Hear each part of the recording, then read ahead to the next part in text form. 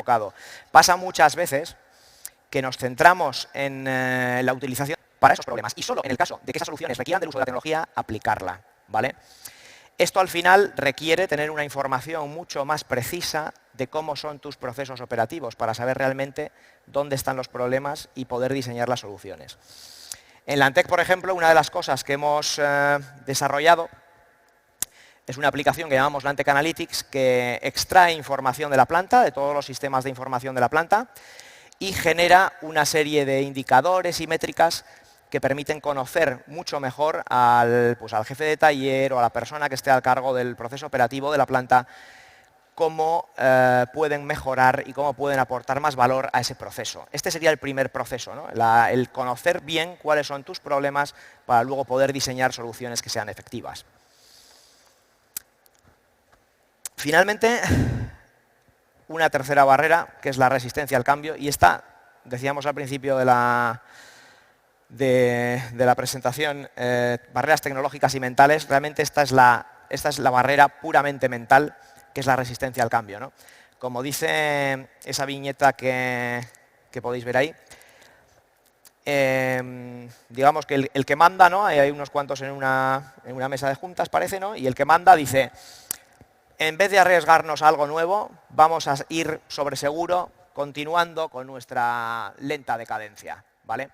Si haces lo de siempre, te pasará lo de siempre, y para poder seguir compitiendo y evitar el quedarte atrás con respecto a tus competidores en un mercado que además es cada vez más competitivo, tienes que superar esta barrera. Tienes que darte cuenta que a veces hay que salir de la zona de confort y adoptar nuevas tecnologías en la empresa o buscar soluciones que te requieran el uso de nuevas tecnologías.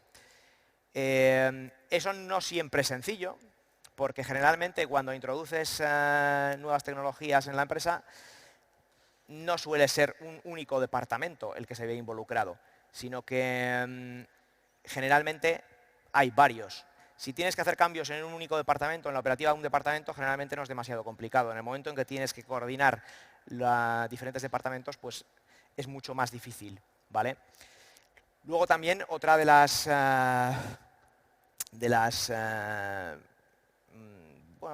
los problemas que hacen que sea más difícil el cambio es que muchas veces también es difícil apreciar el valor que hay detrás de la introducción de nuevas tecnologías. Para esto lo que habíamos dicho antes, si directamente intentas buscar soluciones o intentas a lo loco poner soluciones tecnológicas en tu empresa, te vas a encontrar con este problema. A lo mejor no valoras bien cuáles son los beneficios que te van a aportar esas soluciones. Por eso es importante lo que decíamos antes, el autoconocimiento, el conocer bien con datos, con información, cuáles son los problemas que tiene tu empresa para luego, cuando apliques las soluciones, poder darte cuenta realmente del valor que esas soluciones te están aportando. Te hará mucho más fácil superar esta barrera de resistencia al cambio. Y luego, también otra cosa que hemos visto, y que es algo que al introducir nuevas tecnologías de conectividad, principalmente en la empresa, sucede siempre, es el tema de la ciberseguridad. Al final, el mejorar la conectividad de tu empresa implica muchas veces el exponer cierta información al exterior y no queremos que esa información acabe en malas manos, ¿vale? Esto al final también es una barrera que es, aunque no lo parezca, es más mental.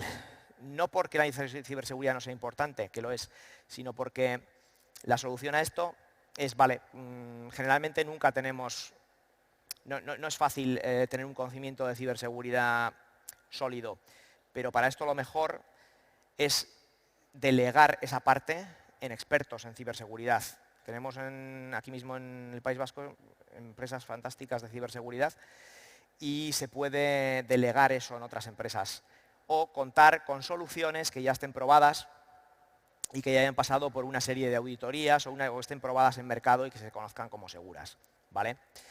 Bueno, con esto termino.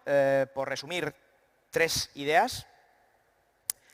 La primera, en relación a lo que comentábamos al principio, formación multidisciplinar.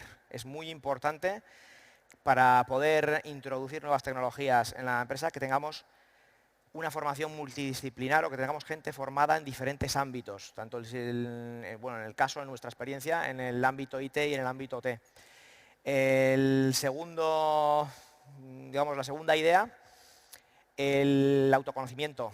Introducir herramientas o introducir procedimientos en la empresa que nos permitan medir. No basta con tener una idea de que creo que el problema está ahí. O sea, medir cuáles son realmente los cuellos de botella o los problemas que puede tener nuestro proceso productivo.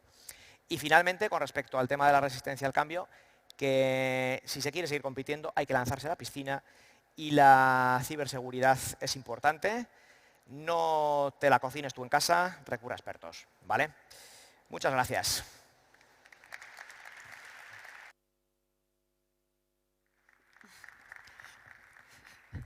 Muchas gracias, José Antonio. Bueno, hilando tu idea de que efectivamente necesitamos formación para que la industria llegue, o la industria 4.0 llegue realmente a la industria. Para eso estamos aquí, ¿no? Para aprender un poco de las distintas tecnologías multidisciplinares, y vamos a dar paso a una tecnología muy ligada con la ciberseguridad, que es uno de los puntos que nos ha comentado José Antonio que son interesantes, y con esto doy paso a Miguel Ángel Barea, que es el director del área de identidad digital de INICOM, ingeniero de informática de la Universidad de Zaragoza, con más de 20 años en el diseño de soluciones de identidad digital, y últimamente, durante 2 años ya aplicando tecnologías de blockchain. Muy bien, muchas gracias.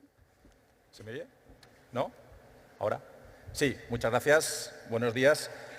Mi nombre es Miguel Ángel Barea, trabajo para la empresa INICOM, y la idea de contaros hoy un poco es explicaros cómo blockchain se aplica al ámbito del vehículo autónomo. La verdad es que blockchain es una palabra que hoy en día no es una tecnología comodín, que podemos llamar, porque da igual el sector en el que te encuentres, tú hablas de blockchain y siempre encuentras algún caso de uso donde blockchain pueda aplicarse.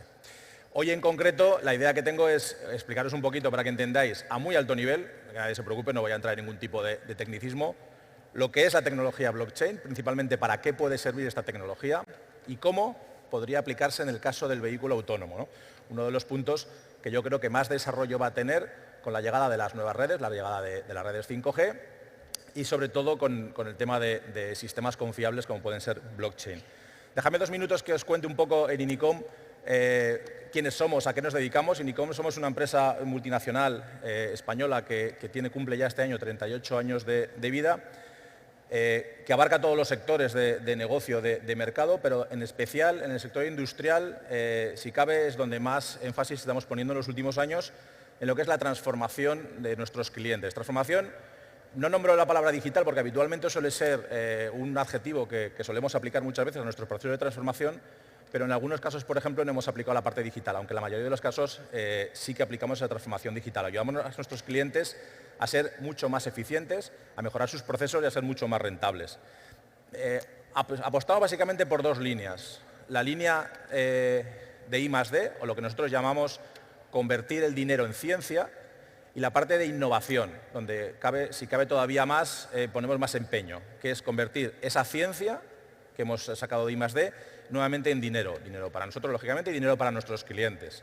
En ello llevamos unos cuantos años y fruto de ello comenzamos pues hace 2, casi 3 años ya a investigar la parte de blockchain, cuando consideramos que era una tecnología que podía estar lo suficientemente madura, y tomadme un poco en consideración lo de madura, como para llegar al mercado. Blockchain es una tecnología nueva, este año cumple 11 años y en 2020 hará 12, pero sin embargo es una tecnología, aunque lleve 12 años en el mercado, muy joven, donde está evolucionando muchísimo y donde seguramente todavía no somos conscientes del potencial que puede tener para todos nosotros en cualquier ámbito de nuestra vida. ¿De acuerdo? Empecemos, si os parece, un poco por la parte de blockchain, explicando qué es. Después de toda esta introducción que os he hecho, os voy a un poco aterrizar la idea. Blockchain es una base de datos, ya está, no tienes que darle más vueltas. Si alguien nos pregunta alguna vez qué es blockchain, podéis decir tranquilamente, mira, blockchain es una base de datos como las bases de datos que todos conocemos. Lo que pasa es que es un poquito especial esa base de datos. ¿Por qué? Para empezar, porque es una base de datos que, a diferencia de todas las que conocemos ahora, no es una base de datos que esté en un sitio, que es lo que se llama base de datos centralizadas o, como aparece en la imagen, las bases de datos tradicionales. Blockchain es una base de datos distribuida, que no descentralizada, ¿de acuerdo? Distribuida es que toda la base de datos, todos los datos, están replicados en muchos nodos. Los nodos que forman una red de blockchain. Un nodo es un servidor, un nodo es un PC, es un equipo. Un montón de equipos forman una red de blockchain y cada uno de esos nodos contienen toda la información de la base de datos. Con lo cual ya empezamos a ver que blockchain, a nivel de seguridad, por lo menos frente a ataques, nos ofrece garantías de que si cae uno de los nodos o uno de los nodos es atacado, el resto del sistema puede seguir funcionando. Es tolerante a fallos mucho más que los sistemas tradicionales. Pero además tiene una serie de características un poquito especiales también, como os decía antes, ¿no? Una de ellas es que en blockchain no se puede borrar. Lo que se escribe permanece para siempre, con lo cual ya es una gran diferencia respecto a las bases de datos tradicionales. No se puede borrar no significa que no se pueda modificar la información. La información se puede modificar exactamente igual que en una base de datos. Lo que ocurre es que tanto quien escribe un dato como quien modifica un dato no solo escribe el dato en sí mismo, sino también deja una constancia de quién lo ha escrito y cuándo lo ha escrito, o quién lo ha modificado y cuándo lo ha modificado. En el caso de las modificaciones, además, se mantiene también el valor anterior que había antes de la modificación. Con lo cual, nos va a permitir poner en marcha unos sistemas que sean totalmente trazables. Vamos a poder ver exactamente la información desde que se creó hasta el estado actual, pasando por todos los valores intermedios y además sabiendo quién ha modificado esa información y sobre todo cuándo la ha modificado. Como os decía antes, es descentralizada, porque todas estas conjunto de información está descentralizado y está replicado en cada uno de los nodos de la red. Y, como no se puede borrar, es inmutable. ¿De acuerdo? Son las tres características que pueden definir a una red de blockchain. Inmutable, trazable y descentralizable. ¿Qué significa esto? Significa que puede, además, ser un foco perfecto para establecer interoperabilidad entre diferentes sistemas. Blockchain tiene todo el sentido del mundo cuando hablamos de comunicar diferentes sistemas de información. Si yo estoy en mi casa, en mi empresa, con un solo sistema que solo manejo yo, donde no me lo maneja nadie más y donde me fío de todas las personas que van a leer o escribir en mi sistema, no uses blockchain, porque en ese momento blockchain no te sirve de nada. Pero si planteas un sistema de información basado entre varias compañías, varios departamentos, varios usuarios, que tienen intereses diferentes y donde además no hay confiabilidad entre ellos o donde la confiabilidad es un punto muy importante, blockchain te aporta ese valor de ser como esa capa intermedia que va a permitir hacer esa interoperabilidad de una manera muy sencilla. Si tenemos en cuenta todo lo que os he contado, blockchain nos abre exactamente dos líneas muy importantes de negocio. Uno, la confianza. Si yo necesito un sistema de información o necesito que mis sistemas, mis máquinas, mis herramientas trabajen con datos que yo necesito una garantía de que son datos fiables, blockchain te da la solución perfecta para ese tema, confianza. Y además seguridad, porque el hecho de que la información esté repetida en todos los nodos, lo que nos permite también es que en caso de ataque, no pretendiendo dejar de usar la base de datos, sino intentando hacer que un dato se modifique, hace que sea inútil esa labor, porque si se modifica el dato en uno de los nodos, el resto de los nodos van a tener el dato con el valor original y el valor correcto, con lo cual van a detectar que hay un dato que ha sido modificado y van a levantar la mano para decir, ese dato no es el dato correcto es este porque lo tenemos todos los demás. ¿De acuerdo? La posibilidad de poder modificar un dato de una blockchain sería modificar el mismo dato en absolutamente todos los nodos. Como sabemos en informática, esto no es imposible, pero es altísimamente improbable. Con lo cual la seguridad se basa en esa poca probabilidad que hay de que se consiga hacer una modificación común, quizá no de todos los nodos, sino de por lo menos la mitad más uno de los nodos de una red de blockchain. Entonces, sobre esta base que os he contado de blockchain y de lo que puede significar blockchain, pasamos al vehículo autónomo. Al final, el vehículo autónomo, ¿qué es? El vehículo autónomo es un sistema que tiene que funcionar en base a una serie de información.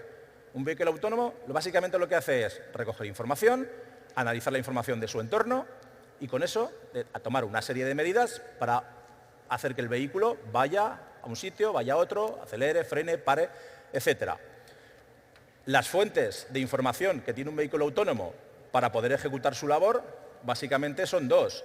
La parte de la sensorística que el propio vehículo puede tener y donde pueda percibir el tráfico que hay, las señales, la velocidad, los coches que lo rodean, si va a la velocidad correcta, si está lloviendo, si no llueve, si la pista, o sea, la carretera está en buenas condiciones, si no, etcétera, que son o van a ser los datos no mayoritarios que va a utilizar un vehículo autónomo o los datos que el vehículo pueda leer o escribir de una red de datos a la que esté conectado. Esa red de datos a la que esté conectado puede ser desde información que le pueden dar vehículos que estén próximos a mí, desde la propia red que me informe del tráfico, de las proximidades o del destino al que voy a ir yo, cómo están los semáforos en los siguientes metros, etcétera, etcétera, etcétera. ¿De acuerdo? ¿Qué es lo que ocurre? Que si un vehículo autónomo tiene que basar su funcionamiento en una red de datos, necesita una seguridad de que esos datos son fiables. ¿De acuerdo? Por eso, cuando hablo de la red en la que un vehículo autónomo tiene que basar su funcionamiento, añado dos adjetivos. Primero 5G, que no lo voy a comentar hoy. Es decir, baja latencia. Los datos tienen que llegar en tiempo real y son inmediatos. Tened en cuenta la criticidad que tiene un vehículo que está en marcha. Necesita conocer realmente si tiene un obstáculo a pocos metros para poder frenar. Con lo cual, la latencia de las redes va a ser fundamental para poder determinar esa información. Pero sobre todo, la primera de las partes, que es donde entra blockchain. Confiable. Y me falta también una primera palabra que no he puesto, que sería interoperable. Ya os cuento por qué. Confiable. Confiable porque es un vehículo que está en movimiento. Es un vehículo que tiene que hacer una serie de un trayecto, tiene que hacer un determinado servicio. Con lo cual tiene que tener todas las garantías de que los datos que está obteniendo son datos cuya fuente es de confianza.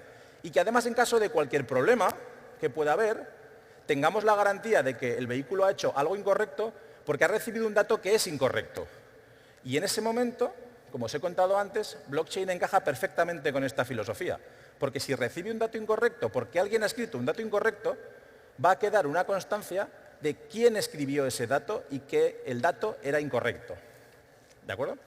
Además de eso, pensad que por muchas iniciativas, y como los seres humanos somos así, seguramente nadie habrá empezado a pensar en una sola red de datos para que los vehículos autónomos funcionen, con lo cual, como para todo lo que hemos desarrollado en nuestra vida, cada uno habrá hecho la guerra por su sitio y nos encontraremos con muchos sistemas de información, muchos protocolos, muchas formas de comunicar, con lo cual necesitamos una manera de que un vehículo pueda acceder a toda la información que tiene alrededor sin necesidad de ir haciendo integraciones particulares con cada uno de los sistemas de información, porque la información semafórica de una ciudad puede consultarse de una manera y la información semafórica de tráfico de otra ciudad puede consultarse de otra completamente diferente. Con lo cual, lo que os he contado antes de la interoperabilidad de blockchain viene muy bien en el caso del vehículo autónomo, porque solo tendríamos que conectar nuestro vehículo a esa red de blockchain para obtener la información que otros sistemas de información escriben en la red de blockchain. ¿De acuerdo? Con lo cual, si resumimos, blockchain nos da la parte de interoperabilidad, blockchain nos da la garantía de que la información que un vehículo autónomo necesita para funcionar es válida, es correcta y es confiable, y además si lo sumamos a la parte de las redes 5G, vamos a conseguir que esa información le llegue al vehículo en tiempo real y le sirva para la toma de decisiones. Casos ya, por terminar un poquito, casos más concretos, casos de uso concretos que podemos ver en blockchain aplicado al vehículo autónomo. Bueno, hasta ahora pensamos en el vehículo autónomo casi como el transporte de personas o el transporte del propietario del vehículo, que básicamente está sentado y no conduce, ¿de acuerdo? Pero sin embargo el vehículo autónomo nos puede abrir un mundo de posibilidades, por ejemplo, para el car sharing, es decir, para que el vehículo autónomo pueda ser compartido entre varios usuarios y que ninguno de los usuarios sea el propietario del propio vehículo, sino que pongamos en marcha un sistema de transporte público autogestionado, donde tú te subas o te bajes, pero realmente ninguno sea el conductor. Blockchain te abre además la posibilidad para esos usuarios de poder ejecutar todo el pago del servicio o de dejar una trazabilidad y una constancia de que yo me he subido al vehículo en un punto y me he bajado en otro punto. Con lo cual la facturación que a mí se me debe cobrar por el servicio queda demostrado que tiene que ser del punto A al punto B y que ni lo he cogido antes ni lo he dejado después. Además de eso, los vehículos autónomos suelen ir muy ligados de la mano de los vehículos eléctricos, con lo cual toda la gestión de la recarga eléctrica toma también un papel importante. En la gestión de la recarga eléctrica, blockchain también te aporta un papel muy importante, ¿de acuerdo? Porque tú puedes hacer que los vehículos autónomos se recarguen en diferentes cargadores a nivel particular y podemos dejar también una evidencia a través de blockchain de que este vehículo se ha recargado en mi casa porque pasaba por allí con mi cargador y yo poder cobrarle a la compañía o al dueño de ese coche autónomo, ese coche eléctrico, la recarga que yo le he hecho. ¿De acuerdo? Aunque es mi contador, dejamos también esa evidencia. Podemos hablar también de que blockchain nos puede servir en el vehículo autónomo para toda la gestión de peajes, para toda la gestión de parkings, para hacer seguros personalizados. ¿De acuerdo? Si un vehículo autónomo va dejando unas evidencias de conducción que demuestran que en ningún momento se ha cometido una infracción de tráfico o que hasta ahora no se ha cometido ninguna infracción de tráfico, el seguro de responsabilidad civil que se le puede cobrar a ese vehículo autónomo puede ser adaptado concretamente a lo que ese vehículo hace o a lo que ese conductor lo haría también, si fuese un vehículo normal. Pero quiero que veáis un poco que blockchain nos permite hacer todo eso. Básicamente, ¿por qué? Porque nos permite que lo que escribamos quede allí, no pueda ser modificable y además sea claramente.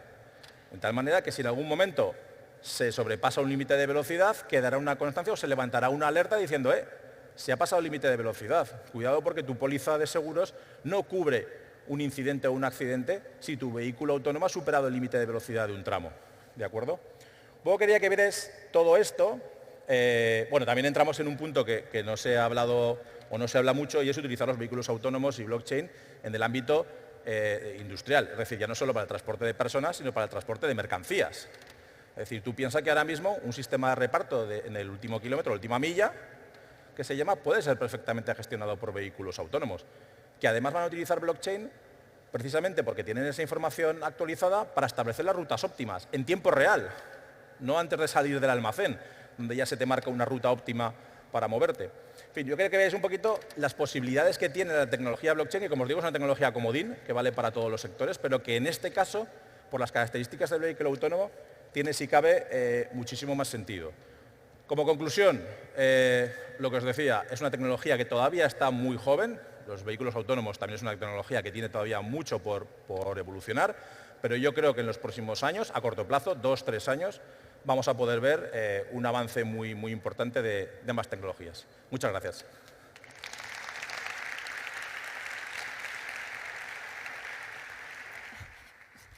Muchas gracias, Miguel Ángel. Bueno, es interesante ese resumen que has hecho de blockchain diciendo que es simplemente una base de datos. O sea, la verdad que es una forma muy simple de explicar algo que es un concepto mucho más complicado que lo que parece. O sea, es muy interesante. Damos las gracias a Miguel Ángel. Vamos a cambiar un poco de tercio, pensando en otro tipo de tecnología habilitadora que también es parte de la industria 4.0. En este caso, las tecnologías, la fabricación digital. Para ello contamos con Jaume Oms, que es el responsable de ventas de HP 3D Printing. Él tiene un máster en informática y un MBA.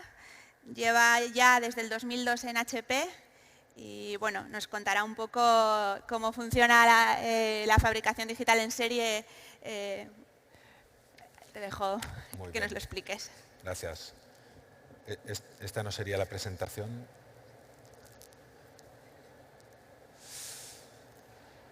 Bueno, buenos días a todos. Mientras ponen la presentación, lo que me gustaría hablar hoy, durante la presentación del día de hoy, es, yo vengo de HP, vamos a hablar cambio de tercio, fabricación digital, como bien comentaba, a impresión 3D, fabricación aditiva, como queramos llamarle, pero el objetivo en estos 15 minutos va a ser de explicar esta herramienta de fabricación aditiva que nosotros estamos introduciendo en el mercado, cómo encaja o cómo se complementa con todas las otras tecnologías de 3D y con las principales tecnologías de fabricación convencional.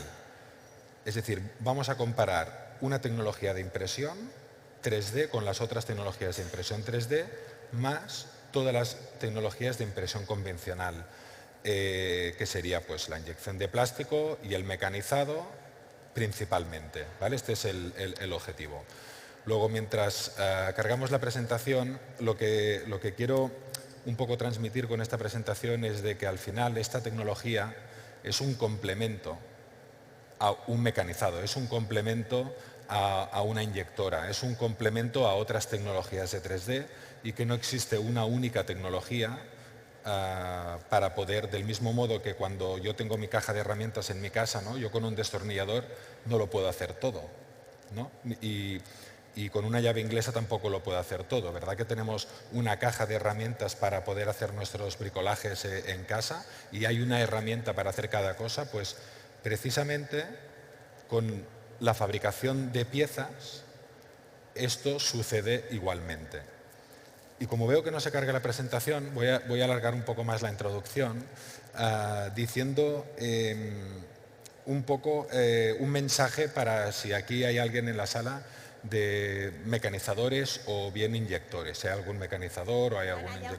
Sí. Estas cosas pasan, ya sabes, las tecnologías no siempre funcionan, no están encontrando tu presentación, no sé, quizás mejor que, no sé si las tienes en pendrive o aquí, para que se la pasen. No la tengo en un pendrive, no, la tengo en el ordenador. No la puede... Pero la mandé, si no.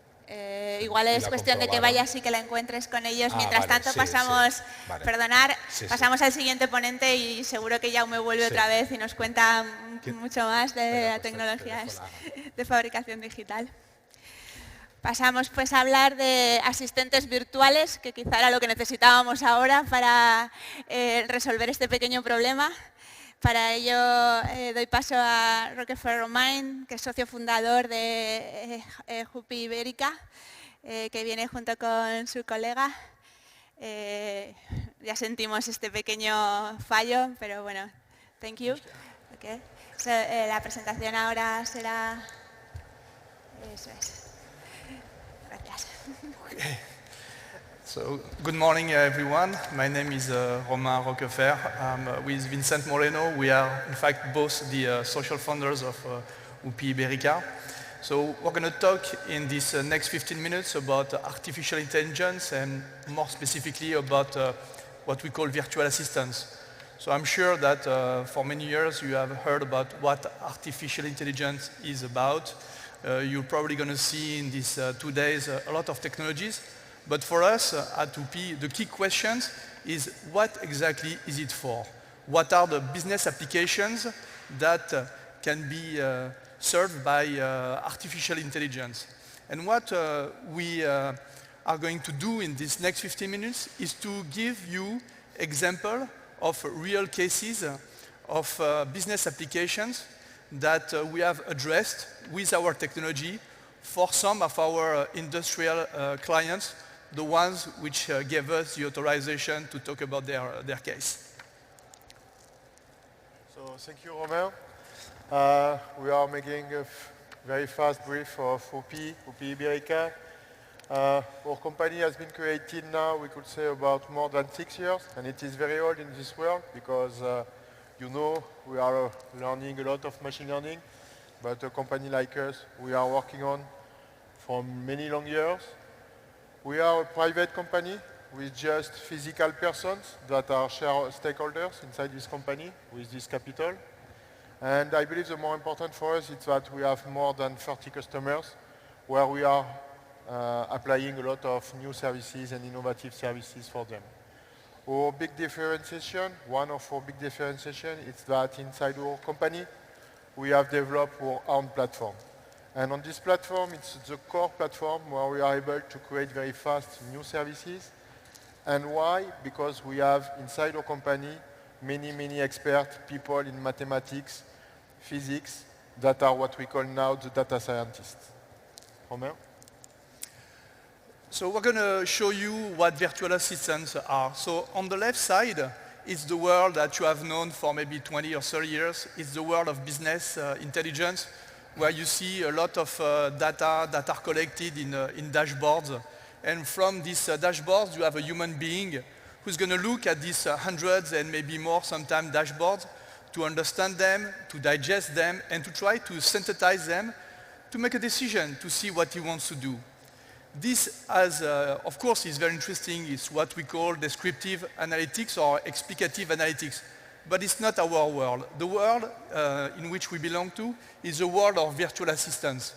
These are systems which are going to take data in real time from data flows and process this data again in real time to push recommendations to people or even instructions to systems. It's like the virtual assistants that we have more and more on our cell phones. These virtual assistants who are observing daily what we do, the restaurants to which we like to go, the movies that we like to watch, and that come and propose again recommendations tonight for you, what is the movie that you should watch, and we've never asked them anything. It's a bit scary, but it's a world in which we are going. So imagine now these virtual assistants applied to industrial problems. And that's what we're going to show you in the next 10 minutes now. Business applications, we try to make a list. It's far from being an exhaustive list of business applications that you can find in the industrial sector. But for us, what is very important is that the way we design virtual assistants is not to create strategic tools, but really operational tools. This means a tool that can be used on a daily basis by your operators who have to make complex decisions today based on their reality of the day, and this reality that is going to change certainly tomorrow, and therefore that need to be adjusted. So you have a list, and we've selected a few of them that we're gonna describe. The first one is Sensa Autofren. It's an automotive company based in Pamplona. And this company, what it does, it manufactures kits for brakes and pistons with inside rubber components. And their issue is that, of course, like many industrial companies, they have a huge volatility of demand with a lot of seasonality. They have more than 6,000 of references that they have to manage, and they ship roughly every day 24,000 kits. Their business problem is the following: is to be competitive on the market, they have to guarantee that when they receive an order from their client, they will be able to ship it in 5 days. That's their objective. Their process is they manufacture the rubber parts in EUGI, they assemble the rubber parts in kits, and then they pick these kits when they have demand. Their full Kanban approach, they want to be a full pull process with an objective of minimizing stock. So what we have done for them, and you can see not very well at the bottom, is an application that is used every day by people who plan production from the reality of their stock, their order, their capacity, to prioritize all these orders through the chain to make sure that they will maximize one objective, is maximum number of kits they will ship on time. Or otherwise, minimize the number of back orders they will have at the end of the day. So it's a very operational tool that is powered by artificial intelligence. There won't be any business rule in that. It's a type you hear a lot in artificial intelligence about machine learning. There is another component, it's called operational research, it's optimization, and that's what it feeds. And the application is what you see at the end, is something that technicians have on the floor every day to be able to distribute the work, the orders, the volume to each station. So the next one is we are talking about Safran. Safran is making helicopter engines. So what is interesting for them, we have two big services. We are able to detect in automatic how the performance of the engine is improving or not. Why? Because in reality, when you are using an engine, okay, for an helicopter engine, you can use this engine to make military operation, to make utilities operation, to make tourism operation, but it is always the same engine. And the big issue for Safran people, like a lot of companies they have in terms of maintenance, they have to have a plan of maintenance, always the same for all the customers, for all the situation. And now, where our system is coming is just to help this maintenance to be adaptive to the kind of the customers. Because you will understand that when you are making maintenance, you want to be sure 100% for every case that your engine is going to work. But if you have an engine that is working, we could say, in safety situation, why to make the maintenance now? Perhaps you can wait a little. Or perhaps, sometimes, it's better to do the maintenance just before. And for Safran, it is a part of the thing, but what is more important is to be able to make the planification. How you are going to decide, this engine, I have to do the maintenance now. Or I prefer to take the other engine because all these kind of operations are done by humans. And humans, people, are just going to take of their point of view what they think that is going to happen. With this kind of services, with Safran, they are able to planify, so it means to optimize the number of hours where the engines, helicopter engines, are going to be able to run. And of course, they are able to know when their engine is starting to have bad performance coming. Because it's more important for us to know when to improve instead of waiting, and to be obliged to have big operation to do on engines. So this kind of projects that are real projects, we deploy this project with them. We are working a lot, you imagine, and we are always doing this with machine learning. And why it's different for Safran? Because Safran is now starting to have another point of view how to manage this kind of operations. We are complementary. And for Safran, we are improving more and more in terms of methodology, in terms how the machine learning can help them. And with this project, we prove that is really interesting and they have a new added value with competitors. The second subject for us, perhaps you know, it's Enedis is like Iberdrola. Aquí en España. Sorry, here. So, what in a strategic plan for Enedis, this kind of work is very important because technician in mobility, we can have people who are going to die. Every year, there are between 2 and 5 persons that are going to die. So for Enedis, it's strategical point, the security of the technicians in mobility. But, okay, we are just saying the security in mobility doesn't mean no sense for us. So when we started to work with them, we started to work with a doctor in neuroscience to understand how a virtual assistant can help them. Because we are all humans, and it's very difficult for us to listen to a machine that could say us, you have to do this, or you have to do this, or you should do this. It's not a good way. What our system is going to do all the time is going to learn how the technician is working by himself. Why?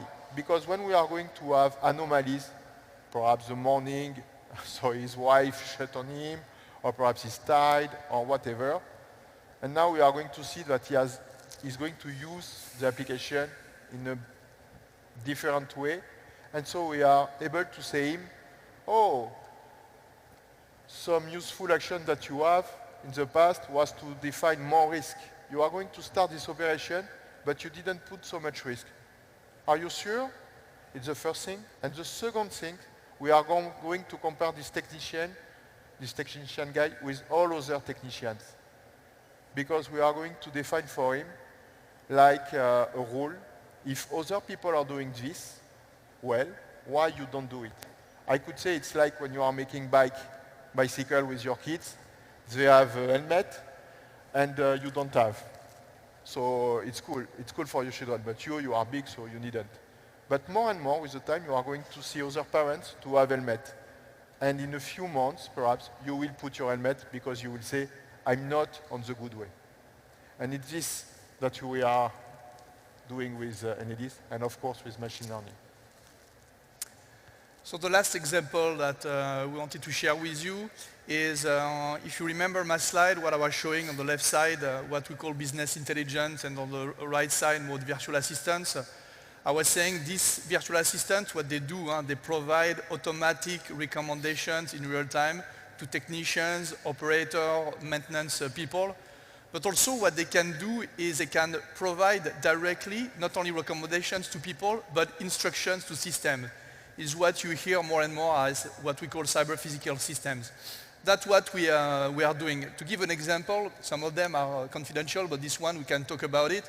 It's something that we have deployed in San Sebastian. It's a system that counts people waiting at bus stops. For bus operators or even cities to understand the flow of people, where they are going, where they're coming from.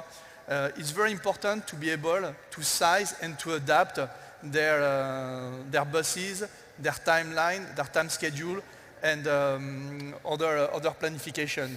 So for that, what we've designed is an autonomous device that is attached to a bus stop, and that is going to take picture every minute from the bus stops, and the algorithm, which is embedded directly in the device, is going to compute the number of people who are waiting at the bus stop and send the information to the Nochtibus and delete the picture. Why it's important is because the picture, for confidentiality reason, is always on the device, never leave the device, is only processed in the device and is automatically deleted in the device.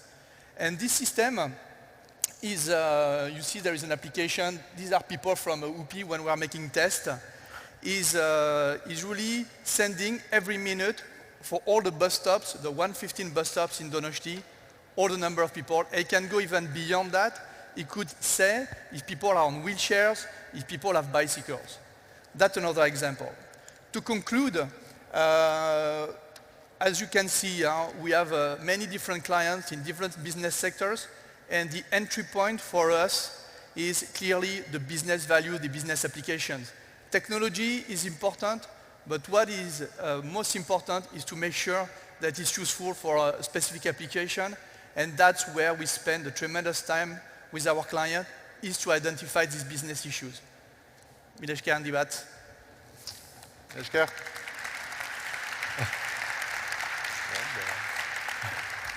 Thank you for your very interesting presentation. Vamos a volver otra vez a tratar de, esta vez sí, hablar sobre fabricación digital con Jaume Oms. Thank you. Que no necesita presentación porque le hemos presentado hace nada, así que...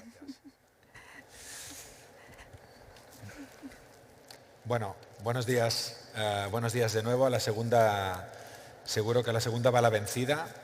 Y tal y como estábamos comentando, lo que yo quiero presentaros hoy es la llave inglesa, ¿no? Voy a presentaros una llave inglesa que equivale a la fabricación aditiva de HP, que es una llave inglesa la cual se compara pues, con otras tecnologías. Al final lo que estaba diciendo es, nosotros tenemos muchas herramientas para fabricar, y lo que voy a explicar es cómo esta llave inglesa, que para nosotros es la tecnología Multijet Fusion de HP, se compara con las otras herramientas, con su martillo, con un destornillador, ¿vale? Que son las diferentes tecnologías, y vamos por ahí. Para poder hacer eso necesito hacer dos cosas. La primera es explicar cómo funciona la tecnología, esta llave inglesa, cómo funciona en sí mismo. La segunda es cómo voy a comparar las diferentes herramientas, que le llamo la fabricabilidad, y luego voy a hacer la comparación. Y esto es de lo que va a ir esta presentación durante los próximos 15 minutos. Empecemos para explicar cómo funciona la tecnología Multijet Fusion, la tecnología de fabricación aditiva de HP. La tecnología de fabricación aditiva de HP es una máquina de producción, consta de una impresora, como podéis ver aquí, y una unidad para gestionar el material.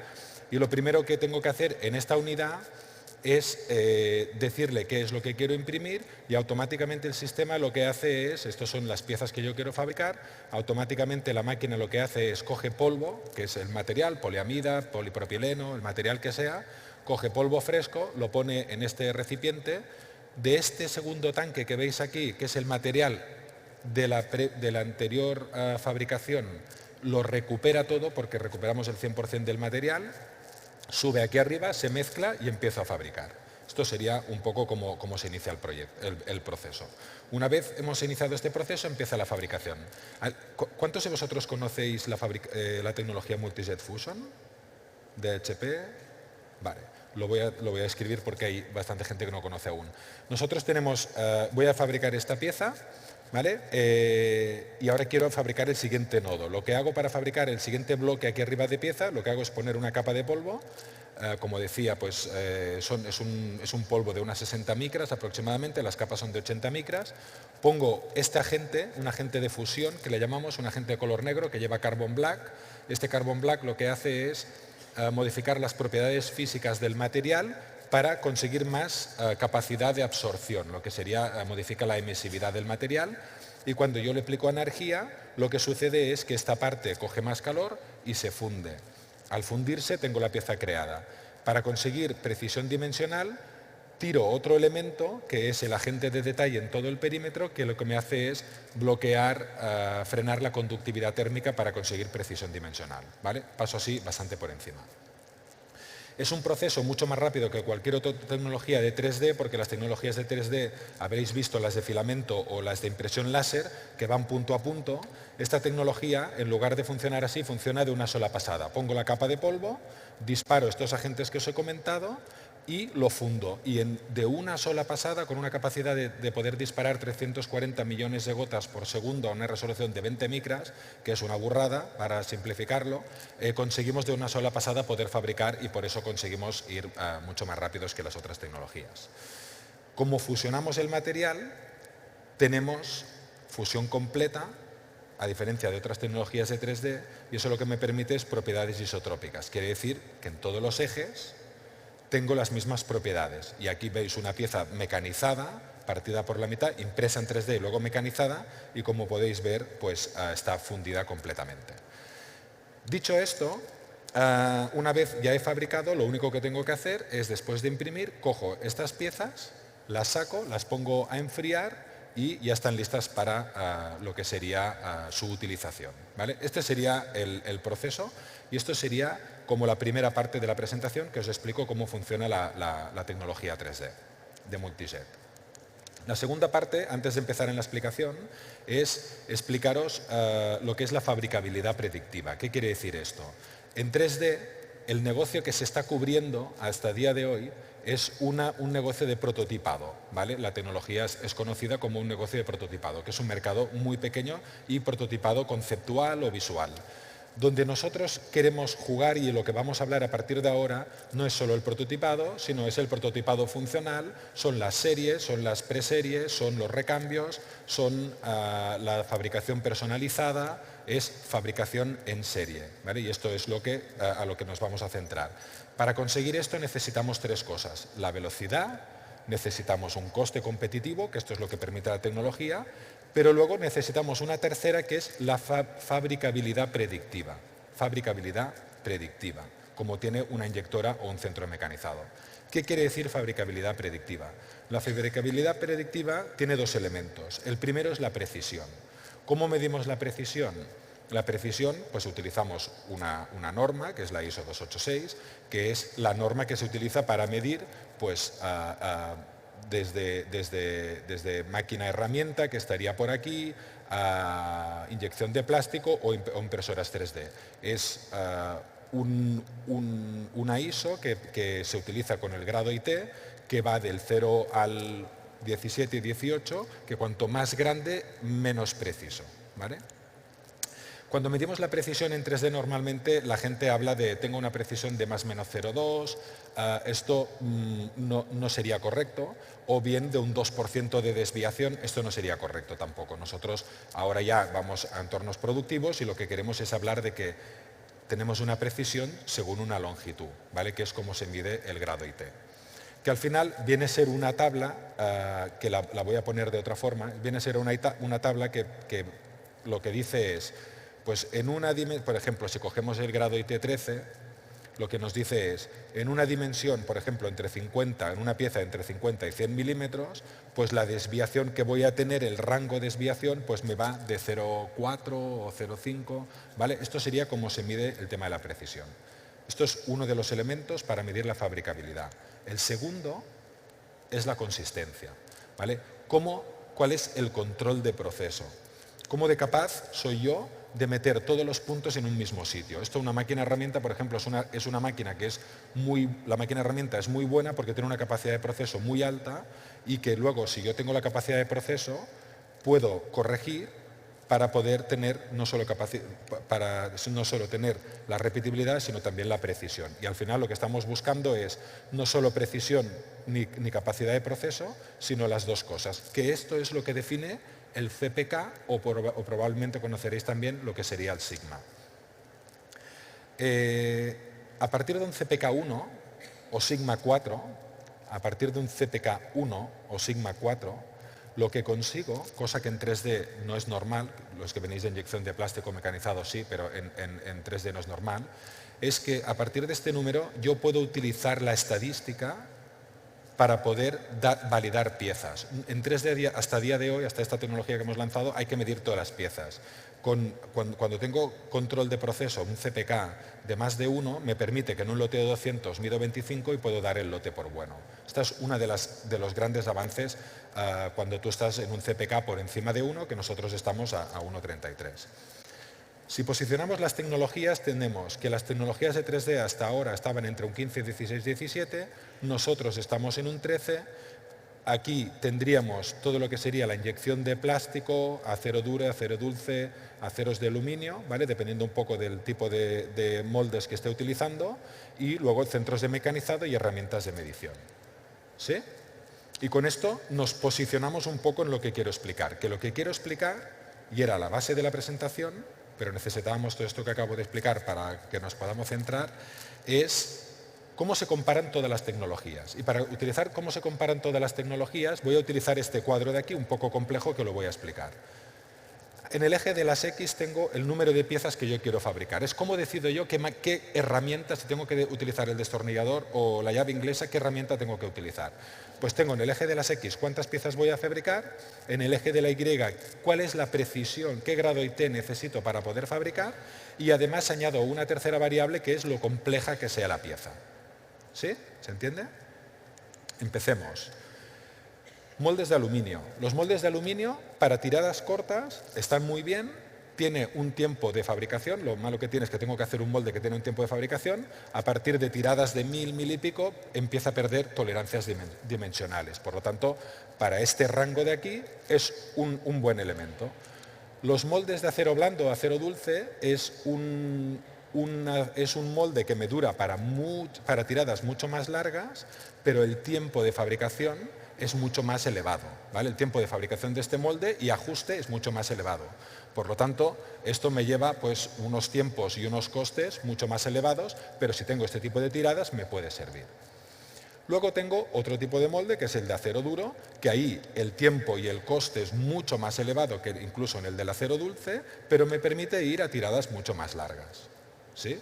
Con grados de precisión de 13, 14, incluso 12, cuando estamos hablando de este tipo de aceros, y hasta 7, ¿vale? Realmente cuando estamos hablando de moldes de acero duro, que es para estas grandes tiradas que se están haciendo de automoción.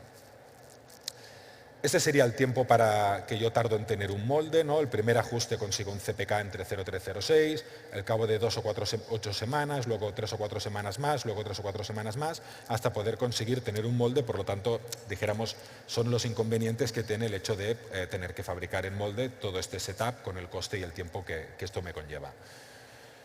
Si nos vamos al mecanizado, el mecanizado me permite ir a un grado IT incluso a 7, mecanizado manual, pero el problema es que obviamente es manual. Y luego pues hay el tema del error humano. Si me voy a centros de mecanizados automatizados, ¿no? A centros de mecanizado, pues ahí lo que me permite es poder tener un gran alto grado de tolerancia, pero aquí las tiradas también pues son para tiradas cortas. Si nos vamos al 3D, ¿vale? tenemos diferentes tecnologías. Tenemos la tecnología de DLP, que no me da tiempo a explicar todas las tecnologías, pero las voy a comparar y si alguien tiene más dudas tenemos un stand aquí. La tecnología DLP, que es una tecnología que va con el procesamiento de luz, que el problema que tiene es que, es decir, es muy buena en cuanto a precisión, que me va a grado IT13, pero es para tiradas muy cortas porque va 1 a 1, porque tiene soportes, porque los materiales aparte son muy tóxicos, tiene una serie de inconvenientes, pero tiene buena precisión para tiradas muy cortas. Tenemos otras tecnologías como el FDM, el material de extrusión, que el problema que tiene es que un extrusor es muy lento fabricar de esta forma. Por lo tanto, o bien pongo un extrusor muy gordo y pierdo precisión, o bien pongo un extrusor muy pequeñito, gano precisión, pero luego soy muy lento. Poca precisión, poca repetibilidad y encima a nivel de isotropía en el eje del acete, entre capa y capa, pues pierde todas las características mecánicas.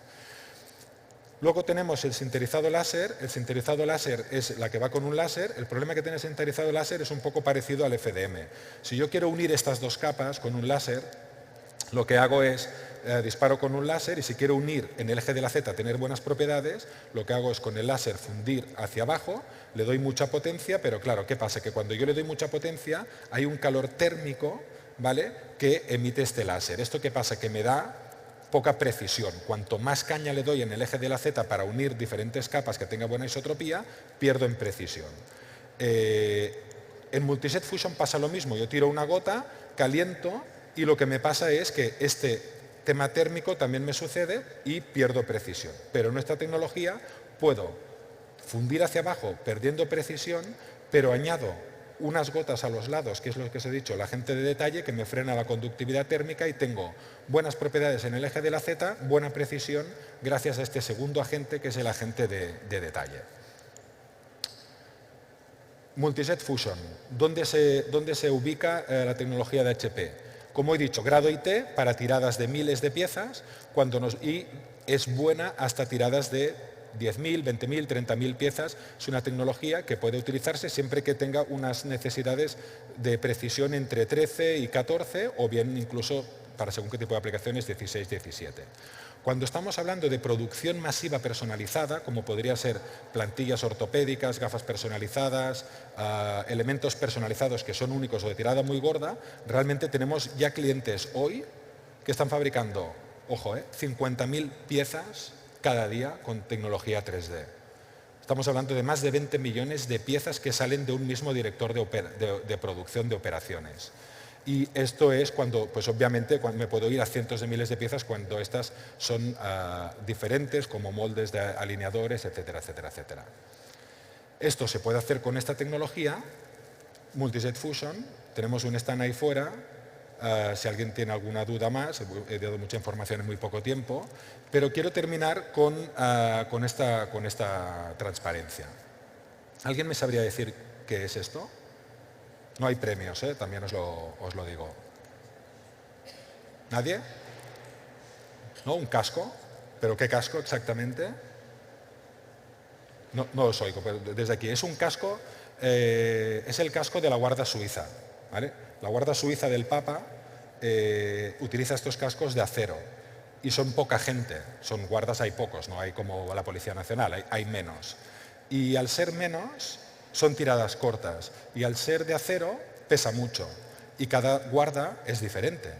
Luego, la Guardia Suiza del Papa ha fabricado cascos personalizados para tiradas cortas, aligerados a cada tamaño de cada persona, que pesen menos, con el mismo objetivo.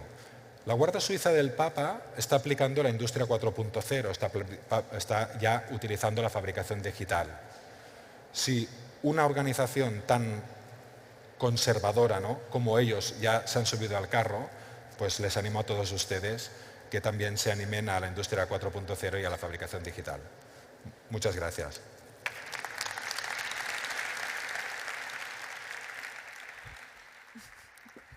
Muchas gracias, Jaume. Esta vez sí, has podido presentar y enseñarnos unos vídeos muy interesantes.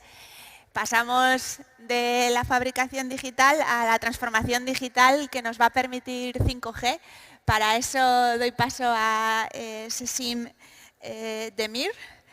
Es CTO de Huawei en estos momentos, pero lleva es doctor ingeniero, ha trabajado en la industria de la automoción, en BMW, en General Motors, en el grupo PSA, implantando la transformación digital en distintas plantas en India, China. Bueno, creo que nos va a dar una presentación muy interesante de lo que nos puede aportar 5G en todo esto. Thank you. Sin. Buenos días. But that's all about my Spanish, so that's why I'm moving to English. Thanks a lot. So, my name is Jassim Demir. I will give from ICT vendors perspective some insights about enabling technologies for digitalization. So, first of all, I'm coming out of the enterprise business group. Means in Huawei there are 3 business groups. It's called consumer business, career business, and enterprise business, where I'm belonging to. And here we are providing solutions to the industry. And as I said, I will give some insights about the enabling technologies, about what we are providing to accelerate digitalization, and especially in the manufacturing space. But before coming to that, why digitalization? As already introduced, I'm coming from customer's perspective. I was 25 years in the automotive business, working for OEM, and I will explain why digitalization, what is the need there, and latest then also showing some strategy and solutions what we are providing. So there are in total, in the digitalization actually 5 drivers. In some areas I'm hearing 5G and so on, also edge computing, AI are drivers, but from our perspective they are enabling technologies, they are not the drivers of digitalization. The drivers are, as you can see here, there are 5 pillars of drivers why digitalization of the customer side. We are talking about digital transformation, which is actually the last pillar, grow revenue, turning your business into a digital company, whatever. That's what we are calling digital transformation. I will talk more about the digitalization. So means if you have your strategy in terms of the digital transformation, how you can go ahead to support by digitalization solutions. And 4 of them, as you can see, all the green marked areas are manufacturing related, like innovative process to support that your enterprise can build and manufacture innovative products, or the topic of the fast adoption to the market to accelerate your processes in the manufacturing, in the R&D, etc., for cost saving, etc., and also some kind of customer binding.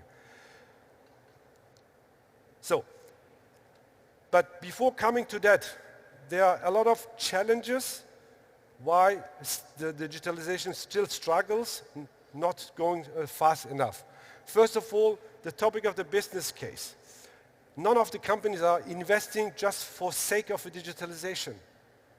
The companies are investing because of return on invest, because of benefit, because of fitting a strategy to the future, etc.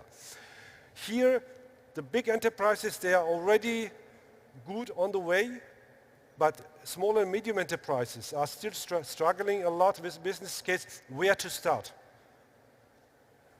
The topic of the existing legacy systems. We are talking about manufacturing, we are talking about Industry 4.0, and it's a long historical industry where we have machines in the place which are already running since 30 years. I know some stamping machines, they are running since 50 years.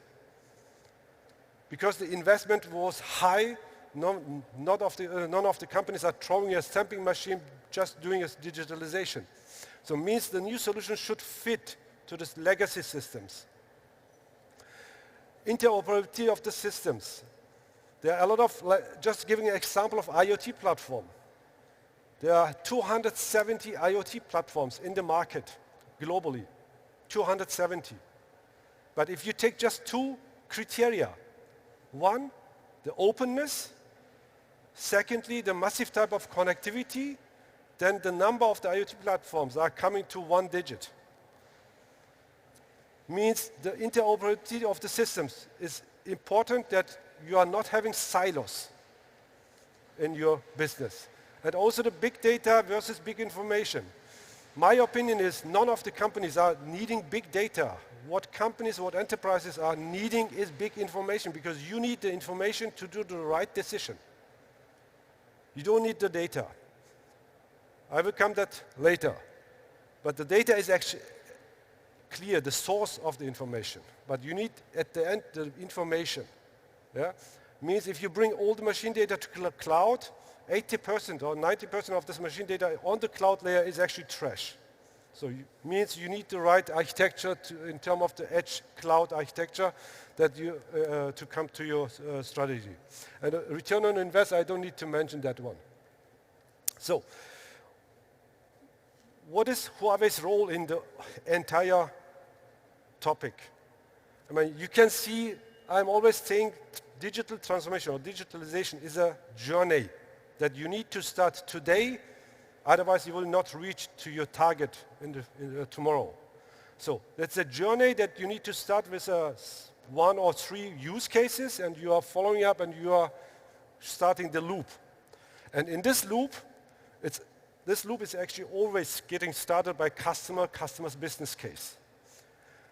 If you start just giving a predictive maintenance as one example,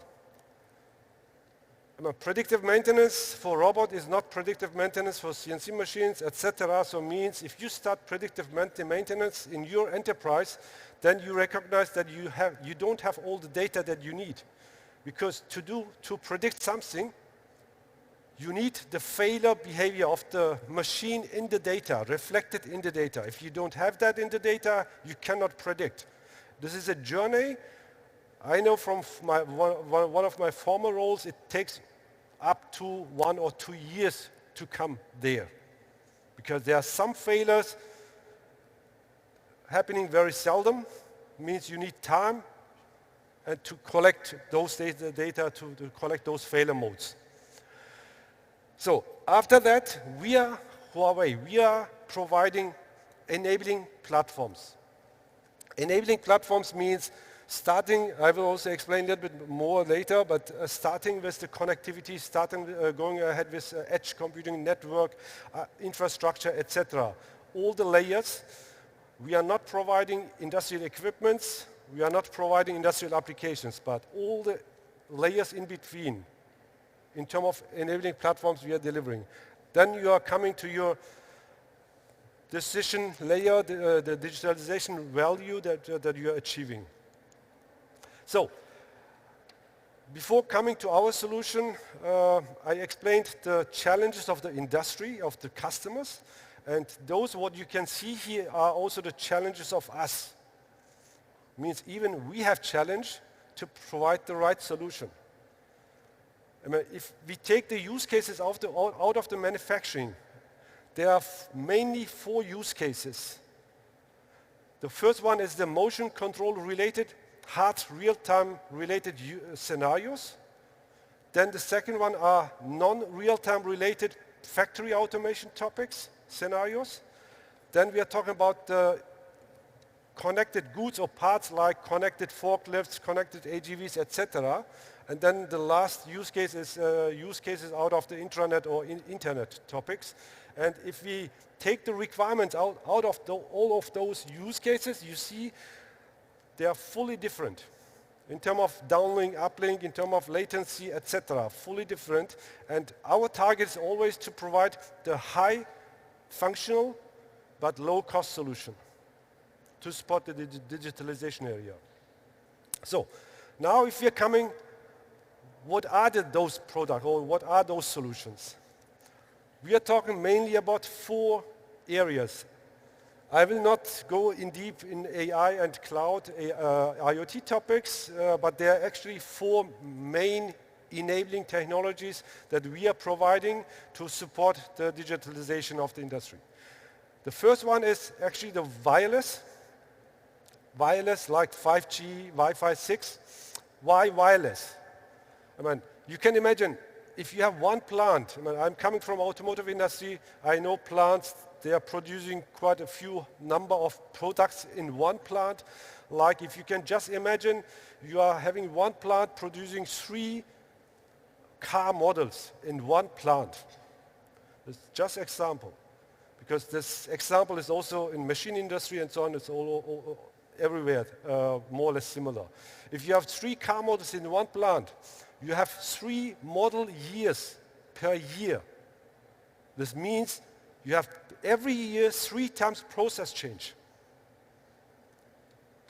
That you have today one station that you are doing something at that station, and tomorrow due to load balancing, process optimization, whatever, or due to the change that the new model year of that car is getting some new options getting built. So they are always, the only stable stuff in the manufacturing is the change itself.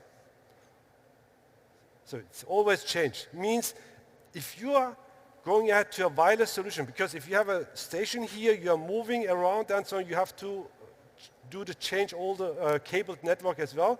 So if you are going ahead to a wireless solution, to a wireless factory, you can imagine what type of cost savings you can achieve and what type of flexibility you can achieve. I will come there as well. Then edge computing, the similar topic, edge computing. Why edge computing?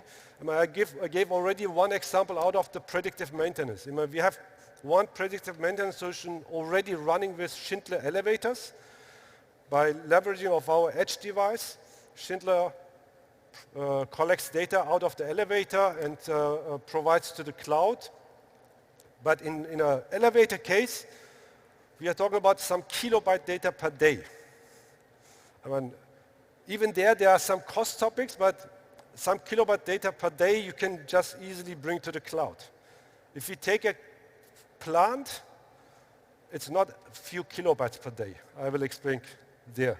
And AI definitely, AI is everywhere. It's not only in the manufacturing, so, but I will not go in deep in those topics. And cloud IoT as well. So, what we did is, we built a so-called digital platform, having all the pillars of the technologies integrated, like cloud with big data and IoT service, like the connectivity in the middle of it, wireless connectivity or cable connectivity, and also full stack edge computing, surrounded with AI and security. What does it mean? So you see, this is actually the, let's say, the technology layers, which you can leverage, and you see here what we are delivering and what we are not delivering. As I said, in the entire end-to-end layer, starting in the industrial equipment layer, going up to the industrial applications layer, we are covering all the layers between industrial equipment and industrial application. But those 2 layers we are not providing. Those 2 layers we are covering together with our customers or with our partners. So starting with edge computing, going at network, infrastructure, and platform layer, infrastructure like server, storage, network, firewall, etc. All the layers are covered by us. So now, if I'm coming to one of those technologies, like the wireless topic of 5G and Wi-Fi. You see here, this is the triangle of the 5G capability. Like on top, you have the enhanced bandwidth. It's going up to 20 gigabit per second. Coming down to the second pillar, it's called ultra low latency, reliable low latency topic, coming down up to 1 millisecond.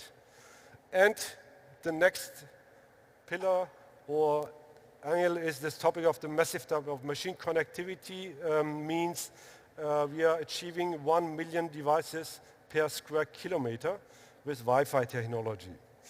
But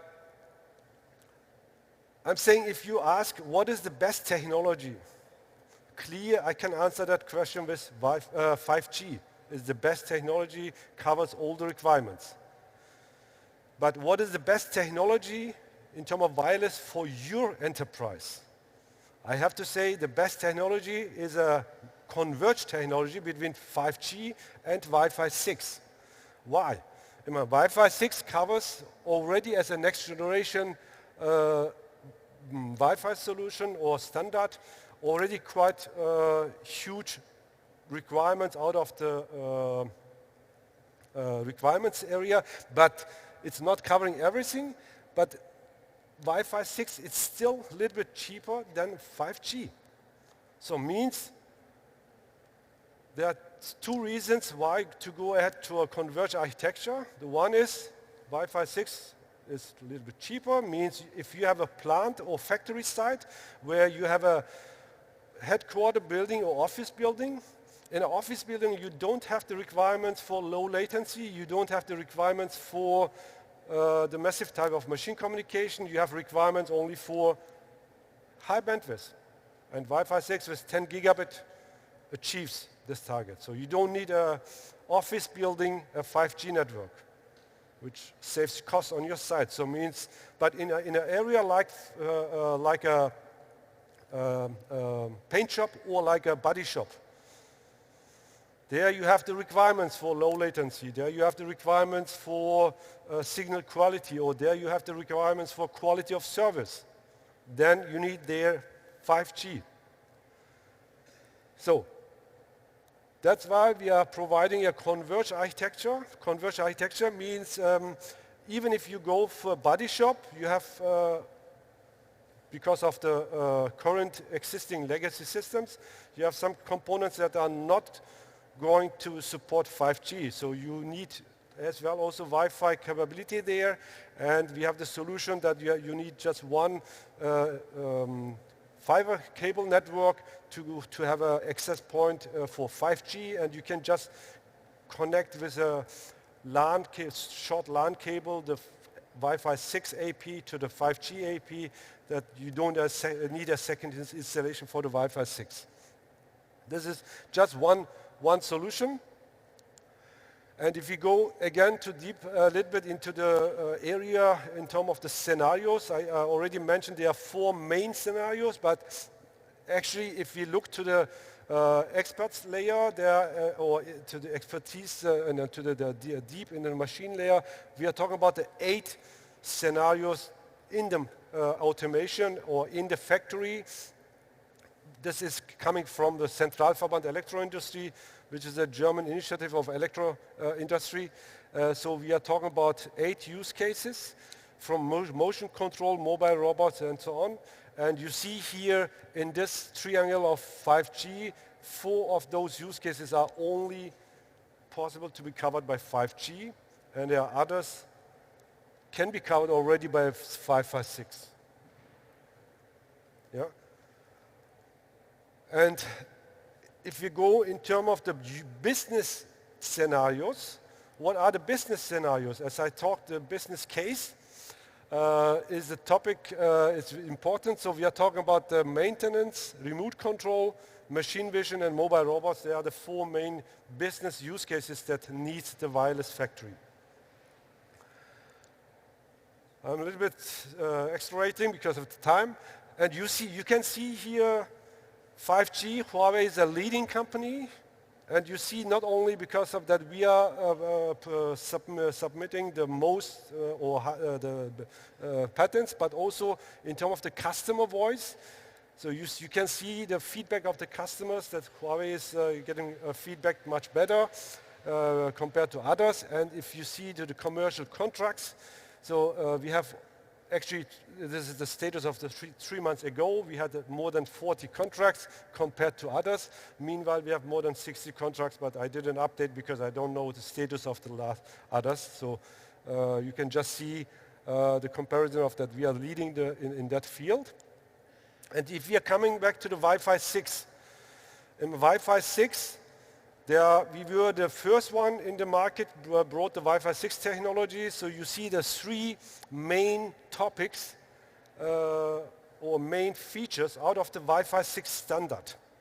So why Wi-Fi 6 supports some of those requirements? The large bandwidth coming up to the 10 gigabit area, high capacity that you are able to connect 4 times more devices, and low latency. But you see here also there are 3 major features that just only Huawei can deliver. It's the topic of the lossless roaming, means there is no issue anymore with roaming between 2 routing area, and also that you can embed Zigbee, Bluetooth RFID components into one AP that you know you don't need separate APs for different other wireless communication. So just an edge. Okay. Last 10 seconds. Edge computing, this is just an example to explain that you need some kind of edge cloud architecture in your enterprise to support this big data versus big information issue, because if we are talking about the plant environment, we are talking about 1 to 2 terabyte data per day that are getting created. So you will never be able to bring this data to the cloud. So that's why you need integration of edge devices or edge computing capabilities in your architecture to be able to react to the future digitalization scenarios. That's all from my end. Thanks a lot. And if you have any question, I'm around. Thank you, Sachin. Really interesting to learn more about 5G and Wi-Fi 6 from Huawei, which is one of the leaders of 5G. Vamos ahora ya a acabar hablando de uno de las tecnologías habilitadoras que ya nos ha explicado Sachin, que es la inteligencia artificial. Para eso doy paso a Santiago Pérez, que viene de NTT, de la división de infraestructura digital, y os dejo con él para acabar esta sesión de hoy. Muchas gracias. Estaba un poco preocupado porque os voy a contar un secreto. Cuando me estaban poniendo el micrófono me han dicho que este robot que vosotros veis ahí, me han recalcado la importancia de acabar en tiempo, porque si no sale y te echa del escenario. Y yo que me he venido, me he sentado, le estaba mirando y he pensado, digo, no es muy grande, no creo que pueda conmigo. Y yo que no soy muy listo, pero veo muchas películas, he pensado, digo, seguro que tiene algún secreto. Los robots más pequeños son los más peligrosos. Este seguro que me da alguna descarga y me echa de aquí. Así que el resumen es que voy a ser muy breve, voy a cumplir el tiempo y voy a ir muy rápido dándoos unas pinceladas de cómo estamos aplicando inteligencia artificial en el mundo de la industria. Me llamo Santiago Pérez, llevo la parte de infraestructura inteligente dentro de NTT y esto incluye toda la parte de gestión de la información y gestión del dato dentro de nuestras infraestructuras. Yo quiero empezar con una reflexión sobre inteligencia artificial y si es esto inevitable. Estamos hoy en día viendo que cada vez tiene más aplicaciones dentro de nuestros negocios y es algo que, bueno, parece imparable, pero todavía tiene un recorrido muy largo y que vamos a ir viendo poco a poco cómo se va a ir desarrollando. En realidad vivimos en un mundo hiperconectado y estamos dotando de una capacidad cognitiva a todos los sensores que estamos añadiendo dentro de nuestras redes y sobre todo estamos cada vez más recogiendo más información, dando una capacidad más compleja al dato, pero también expandiendo nuestros vectores de exposición al riesgo. Estamos añadiendo cada vez más vectores de ataque a nuestras redes y es el riesgo que necesitamos una ayuda adicional para mitigar este tipo de situaciones que vamos a ver cómo van a ir creciendo. Voy a introduciros cómo están los sistemas de control industrial. Vamos a hablar un poco de la inteligencia artificial en la ciberseguridad, muy predictiva, pero también ya en algunos momentos reactiva a las situaciones que se va encontrando. Cómo lo estamos aplicando en barcos, en una industria que es bueno, pues bastante receptiva a todo el cambio digital.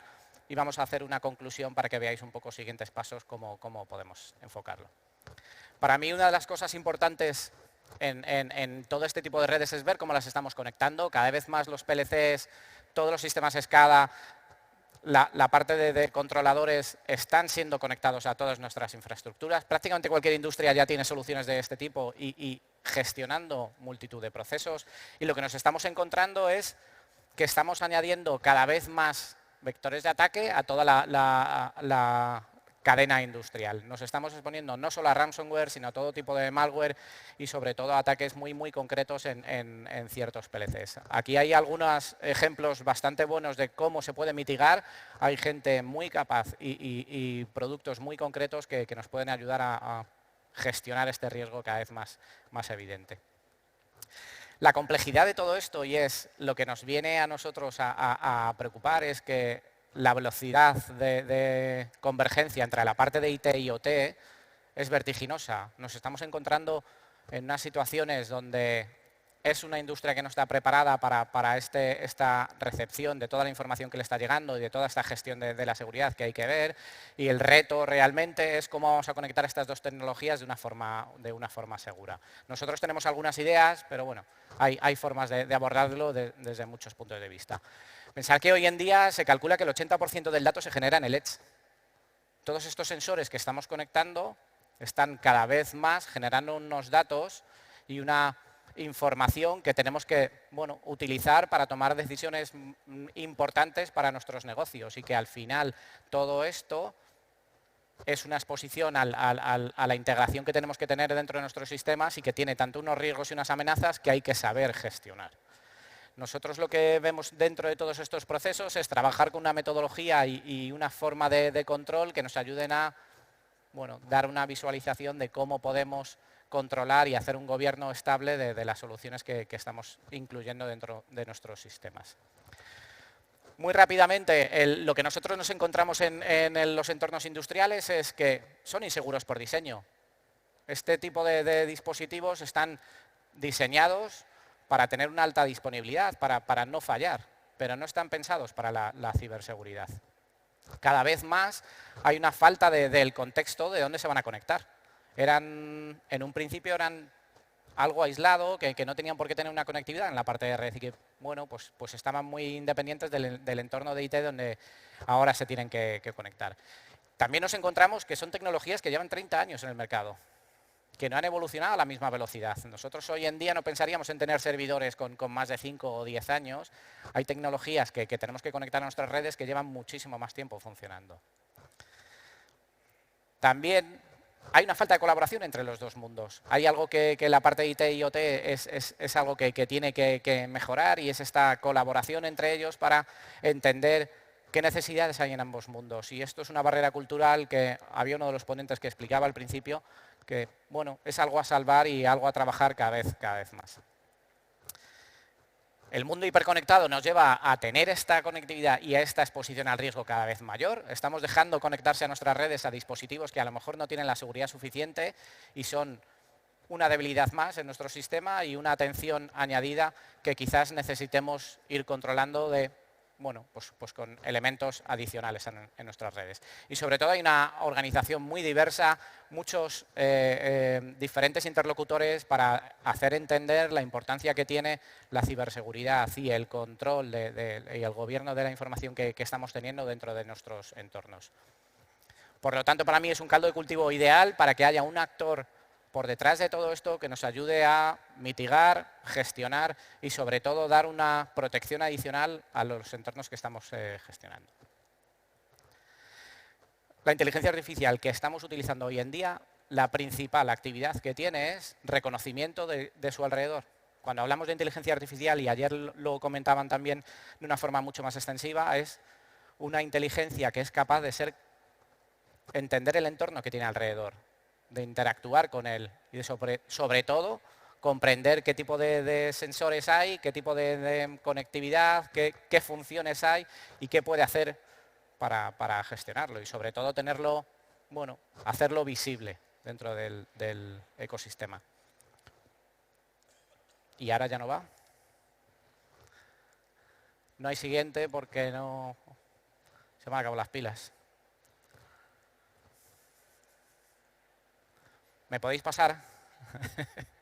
Me podéis pasar, pero si no va a salir el T1000 este a por mí.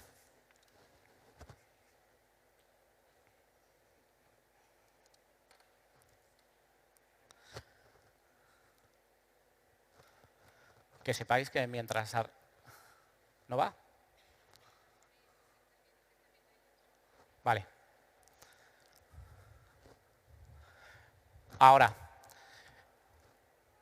Y este sería el segundo punto. Hablábamos antes de data lakes, de información, de datos encontrados donde la inteligencia artificial se nutre de la información. Estos repositorios al final son cantidad de información que nosotros utilizamos para dotar cada vez de más procesos a esta inteligencia artificial que sepa manejar, que sepa prevenir y sobre todo que sepa qué dispositivos son legítimos y cuáles no dentro de los entornos. Y sobre todo que haga algo más allá de lo predictivo, que vaya a un reactivo donde sea capaz de gestionar ese riesgo y de gestionar incidentes y responder a tiempo cuando nuestros operadores no sean capaces de hacerlo. El humano tiene una respuesta limitada, la inteligencia artificial es mucho más rápida que nosotros a la hora de mitigar riesgos y sobre todo a la hora de gestionarlos. Estaréis viendo que cada vez más los SOCs de diferentes compañías lo que incluyen es un operador virtual para hacer esa búsqueda de vulnerabilidades y sobre todo de respuestas masivas a todo este tipo de incidentes que nos encontramos, porque es muy, muy relevante el tiempo en el que actúas ante un incidente. Nos basamos en una metodología muy, muy estandarizada dentro del mercado.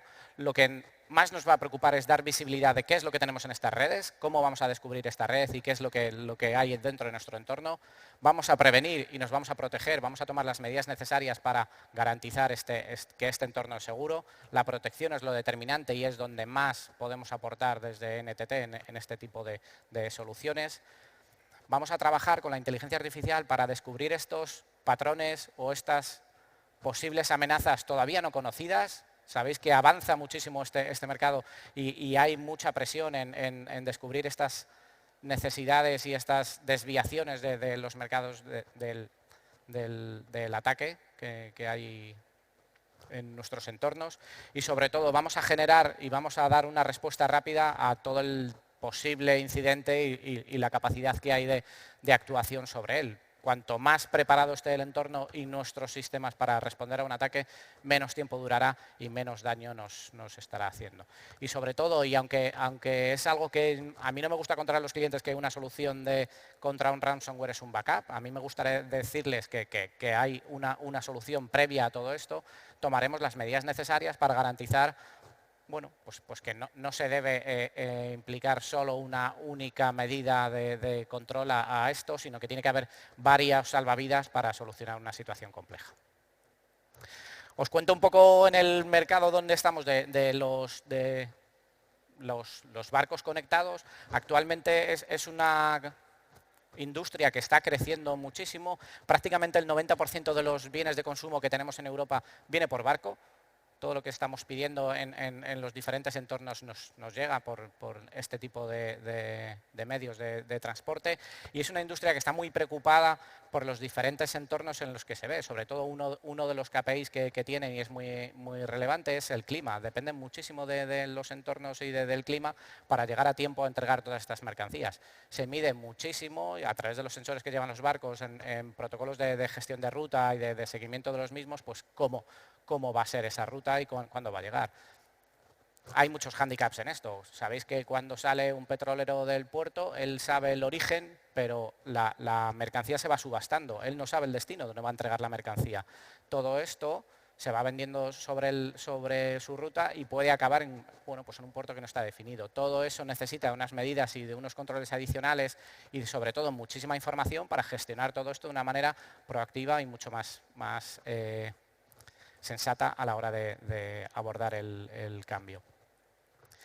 Y todo esto nos lleva a pensar, pues qué es lo que se puede hacer dentro de un barco que hoy en día está hiperconectado también, cómo podríamos aplicarle cierta metodología para darle sentido a lo que estamos haciendo. Esto es un ejemplo real de uno de nuestros clientes, donde tiene a bordo del barco multitud de sensores, más de 200 diferentes tipos de sensores. Como anécdota de mí hay uno que me gusta mucho y es uno que está en los motores de combustión, donde está oliendo cómo se está quemando químicamente el combustible y está detectando si tiene cualquier desviación en esa impureza o está detectando impurezas en el consumo para prever si va a haber que hacer un mantenimiento en el siguiente puerto o si tiene un problema en la combustión del aceite o del combustible que está haciendo y está oliéndolo continuamente. Y esa información la están teniendo en tiempo real, no solo la gente que está al mando en el barco, sino diferentes interlocutores en cada uno de los puertos de destino o de la naviera para tener ese mantenimiento y esa actitud pues, para cambiar la pieza en el siguiente puerto de destino. Lo que estamos haciendo es seguir este modelo de gestión, descubrimos todos los sensores que hay dentro del barco y todos esos vectores de ataque posibles que va a tener, establecemos unas medidas de protección suficientes para garantizar el control y el correcto gobierno de la IT y la OT que lleva este barco. Protegemos y se activan unas medidas de protección muy concretas con unos equipos activados, preparados para actuar rápidamente en esta eventualidad y sobre todo respondemos con los sistemas que hay a bordo para poder mitigar y minimizar el impacto que tenga cualquier tipo de ataque dentro de este tipo de este barco. Concluyo, porque todavía este sigue ahí y no ha salido a por mí.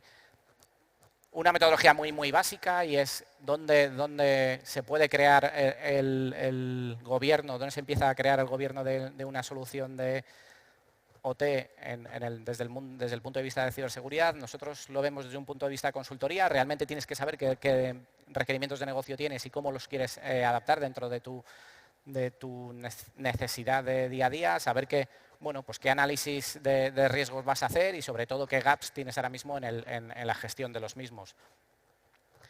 Es muy importante que alineemos la estrategia que va a haber, cómo vas a tener esta necesidad de gestionar el riesgo y cómo vas a saber a lo que te vas a enfrentar en este tipo de entornos, crear una hoja de ruta sobre los siguientes pasos que tienes que dar, algo muy práctico y fácil de entender, evaluar si la arquitectura que tienes actualmente es la necesaria o no, diseñar, cambiar y preparar ese cambio para adaptarlo y sobre todo hacer un control de todas las plataformas y toda la automatización que vamos a poder tener para dar esta respuesta rápida en las diferentes arquitecturas.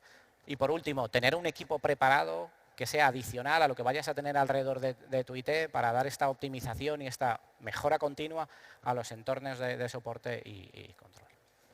Y hasta aquí la ponencia muy breve sobre la evolución que va a tener y termino con otra reflexión que es realmente entender si esto es una evolución o una revolución, la inteligencia artificial aplicada en este tipo de entornos, que para mí obviamente es la segunda parte, es más una revolución que una evolución de lo que estamos viviendo hoy en día.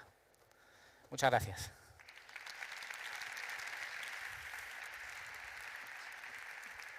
Gracias, Santiago. Estoy contigo, que esto es que la inteligencia artificial es una revolución junto con el resto de tecnologías habilitadoras con las que hemos estado hablando durante esta primera sesión, tales como la ciberseguridad o 5G o la fabricación aditiva. Con esto acabamos la sesión de tecnologías habilitadoras. En nada comienza la de BIND 4.0 y os invito a quedaros aquí o disfrutar de lo que queda del Congreso de Basque Industry 4.0. Muchas gracias a todos.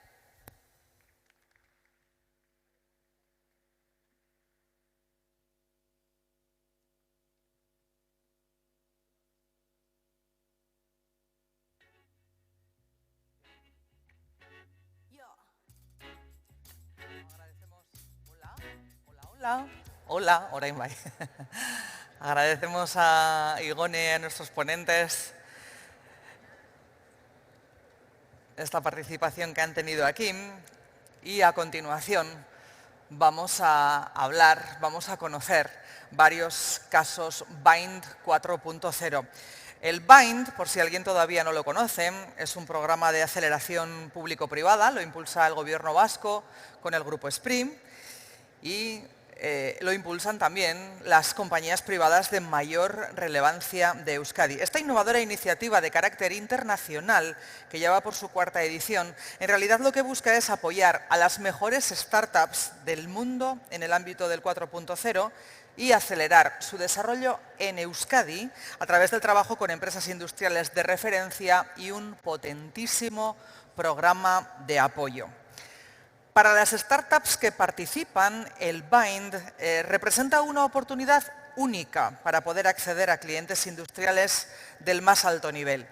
A su vez, para las empresas, el BIND 4.0 lo que representa es una potentísima plataforma de innovación abierta que acelera su transformación hacia esa industria 4.0 y les favorece el poder acceder a ese mejor talento. Como decimos, está en marcha la 4ª edición del Bind, pero lo que ahora vamos a escuchar son casos de la 3ª edición. Y como siempre, y funcionan muy bien, lo primero, unas cifras.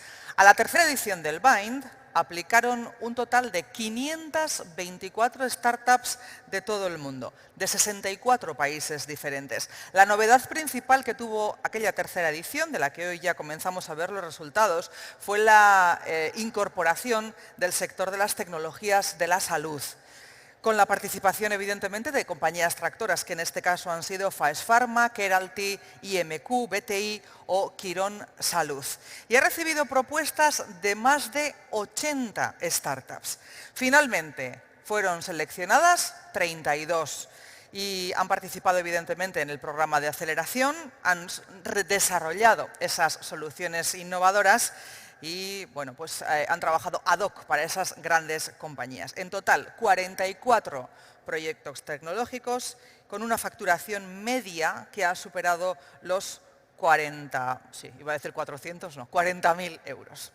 Bueno, lo dicho, vamos a conocer casos Bind, así que vamos a pedir a todos los protagonistas que nos van a acompañar en esta ya fase final de este Basque Industry 4.0 que suban al escenario y nos acompañen, se vayan acomodando poco a poco, a ver si cogemos sitio para todos.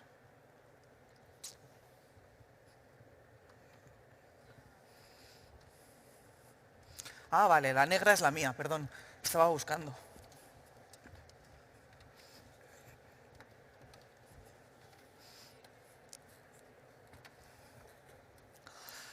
Bueno, 5 casos Bind. Lo que tenemos es al representante de la startup, de la pequeña empresa que ha aportado su tecnología y las grandes empresas que en cierta forma pues, se aprovechan, entre comillas, de ellos para poder seguir innovando. Como hemos comentado, en la 3ª edición la gran novedad fue la incorporación de los temas de salud, así que, si les parece, vamos a empezar justo por ahí.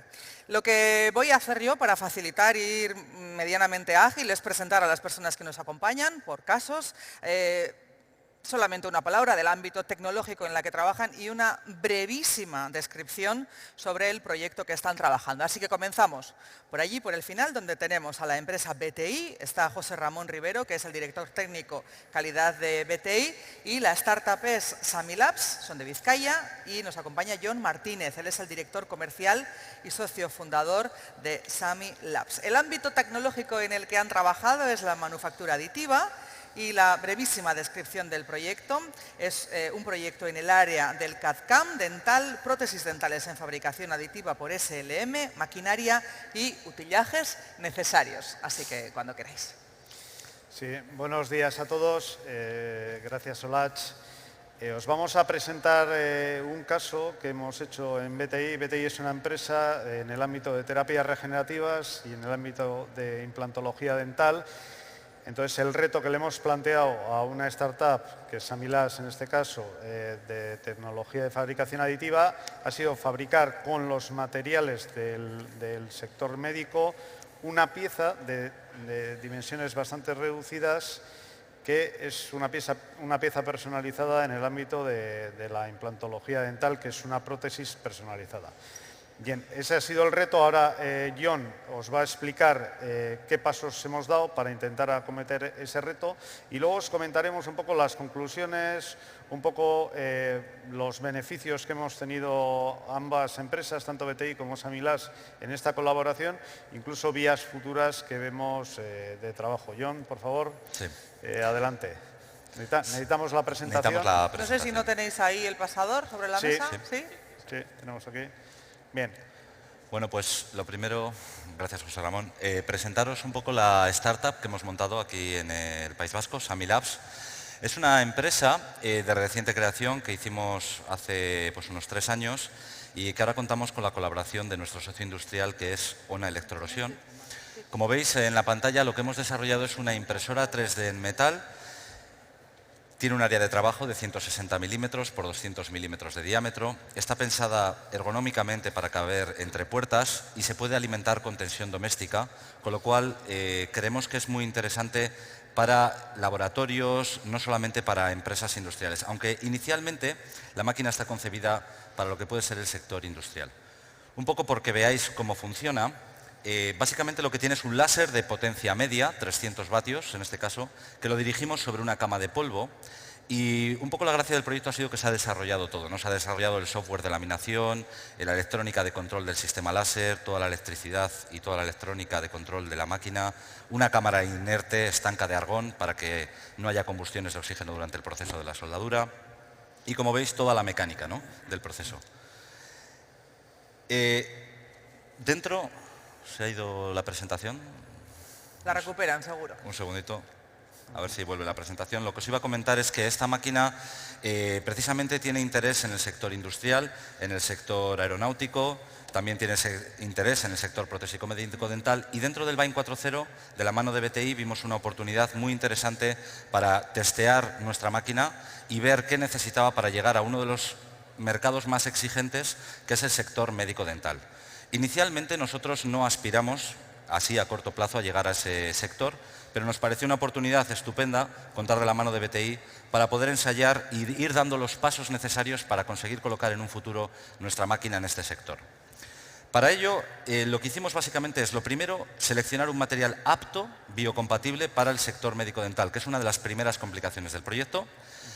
Por supuesto, imprimir una serie de pruebas y muestras, y de la mano de BTI mecanizar esas muestras y hacerles una verificación metrológica para ver si cumplen los requisitos. Se seleccionó un material que es el Mediloy, que como podéis ver tiene partes de sílice, partes de cobalto, partes de cromo, molibdeno y wolframio, y es un material biocompatible, es decir, no genera reacciones con el cuerpo humano. Además, es un material que permite tratados térmicos posteriores para la liberación de tensiones, algo muy importante para el comportamiento en fatiga de este tipo de elementos. Y la prueba que nos planteó BTI es una prueba metrológica que veis a continuación, de la cual se hicieron diferentes probetas utilizando diferentes parámetros de impresión. Aquí podéis ver el software de laminación, donde evidentemente el primer trabajo dentro del proyecto fue el parametrizar este material biocompatible. Una vez parametrizado y conseguidos unos análisis de precisión relativamente bueno, como podéis ver aquí, con la óptica del sistema, lo que veis en la parte izquierda es el comportamiento dinámico de un galvo. Esas pequeñas oscilaciones hacen que la precisión no sea la que puede ser requerida y a su vez puede hacer ciertas impurezas que hacen que la densidad del material, que al fin y al cabo es lo que importa en este proceso para conseguir un buen comportamiento a fatiga, sea malo. También en el programa BAIN 4.0, de la mano de Guile, hicimos un análisis de densidad consiguiendo, como veis, una densidad de hasta el 99,83%, lo cual para una máquina industrial de nuestro sector es un resultado pues muy bueno. A su vez, esto no deja de llevar un sistema óptico que contiene ciertas aberraciones y entonces es necesario realizar algoritmos de compensación de esta aberración óptica y un ajuste de lo que llamamos la distancia y la planitud focal de nuestro sistema láser. Hemos utilizado este proyecto para desarrollar una tecnología propia de mejora de conseguir la mejor distancia focal óptima, el mejor plano focal, a su vez corregir la aberración y la calibración óptica, para finalmente dar este resultado. Aquí podéis ver superpuestas, claro, estamos hablando de micras, entonces no se ve, pero si hacemos un zoom podéis ver pequeñas aberraciones, que al fin y al cabo eso es lo que importa muy bien cara a luego lo que es el ajuste. Pros y contras, nosotros hemos visto cómo desarrollar y cómo mejorar nuestra calibración y nuestra calidad, pero evidentemente el que tiene que decir si esto vale o no vale es BTI, y os lo dejo en vuestra mano. Sí, como ha comentado John, hicimos una serie de pruebas, exactamente, igual alguno estaba esperando encontrarse una prótesis dental, algo parecido a una prótesis. Empezamos por una serie de pruebas muy sencillas, de hacer mediante fabricación aditiva una serie de figuras en lo que sería un disco de un diámetro de 110. ¿Por qué un disco? Porque ese disco es el disco que luego nosotros metemos en las máquinas de 5 ejes para acabar mecanizando partes de la pieza. Es cierto que hay competidores nuestros que directamente con la pieza fabricada en aditiva van al mercado. Nosotros estamos viendo que hay unas tensiones que, aunque se hayan podido relajar, en la fabricación nos provocan un ajuste pasivo, es decir, que la pieza esté tensionada incluso antes de que la persona empiece a masticar, empiece a morder. Hemos visto que también los asientos, aunque la densidad y la porosidad es baja, los asientos no son buenos y estamos hablando de micras, estamos hablando de bacterias que miden micras y que se pueden colar por ahí. Estamos viendo que no hay un hermetismo, con lo cual nosotros ese disco luego lo transferimos a una máquina de 5 ejes y ciertas partes las mecanizamos por mecanizado convencional, con lo cual las piezas se fabrican con un poco de demasía.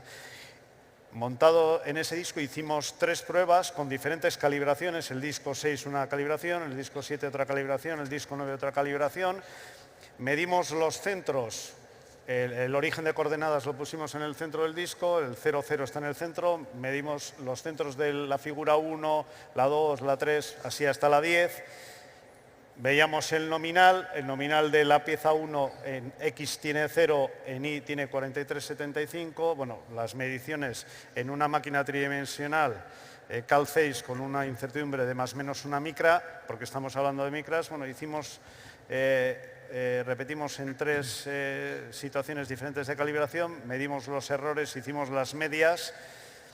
Estamos en errores bajos de algunas centésimas, pero que estamos buscando errores por debajo de 50 micras. Con lo cual, ¿cuál es mi conclusión? Mi conclusión es que para la calidad que pretende BTI, la máquina todavía tiene que evolucionar. Hemos visto dónde están los problemas básicos, hemos visto que hay aberraciones, hay partes del disco que se están mecanizando peor, las partes más alejadas, las partes superiores se están mecanizando mejor. Veis que hay diferentes errores según el tipo, según la pieza que estamos midiendo. Sabemos que hay gente que con esta tecnología ha salido ya directamente al mercado, se están produciendo luego pues, fracasos en los tratamientos, pero bueno, nosotros aspiramos a algo más, pero ya hemos visto en qué parte de la óptica, sobre todo, está el camino, está la vía de corrección de errores y está la vía por donde tenemos que seguir avanzando. Sí que es cierto que de momento nosotros, incluso con estos errores, seríamos capaces, por lo que ha dicho antes John, que luego hay unos tratamientos térmicos posteriores, y hay unos mecanizados posteriores, seríamos capaces incluso de corregir estos errores. Pero la filosofía de BTI siempre ha sido intentar que cada uno de los procesos sea excelente para llegar a la suma excelente en base a procesos excelentes, no en base a correcciones de procesos posteriores, errores que se están induciendo en el proceso inicial. Con lo cual, yo creo que hemos aprendido, por un lado, a trabajar con gente que la verdad, y lo tengo que decir, ha puesto una pasión y una dedicación increíble, y cuando alguien se apasiona por un trabajo, el resultado no puede ser malo. Y incluso ellos han visto un poco el rigor que tenemos una empresa de aquí, una empresa biotecnológica del País Vasco, que es un rigor muy alto y comparable desde luego con empresas líderes del mercado.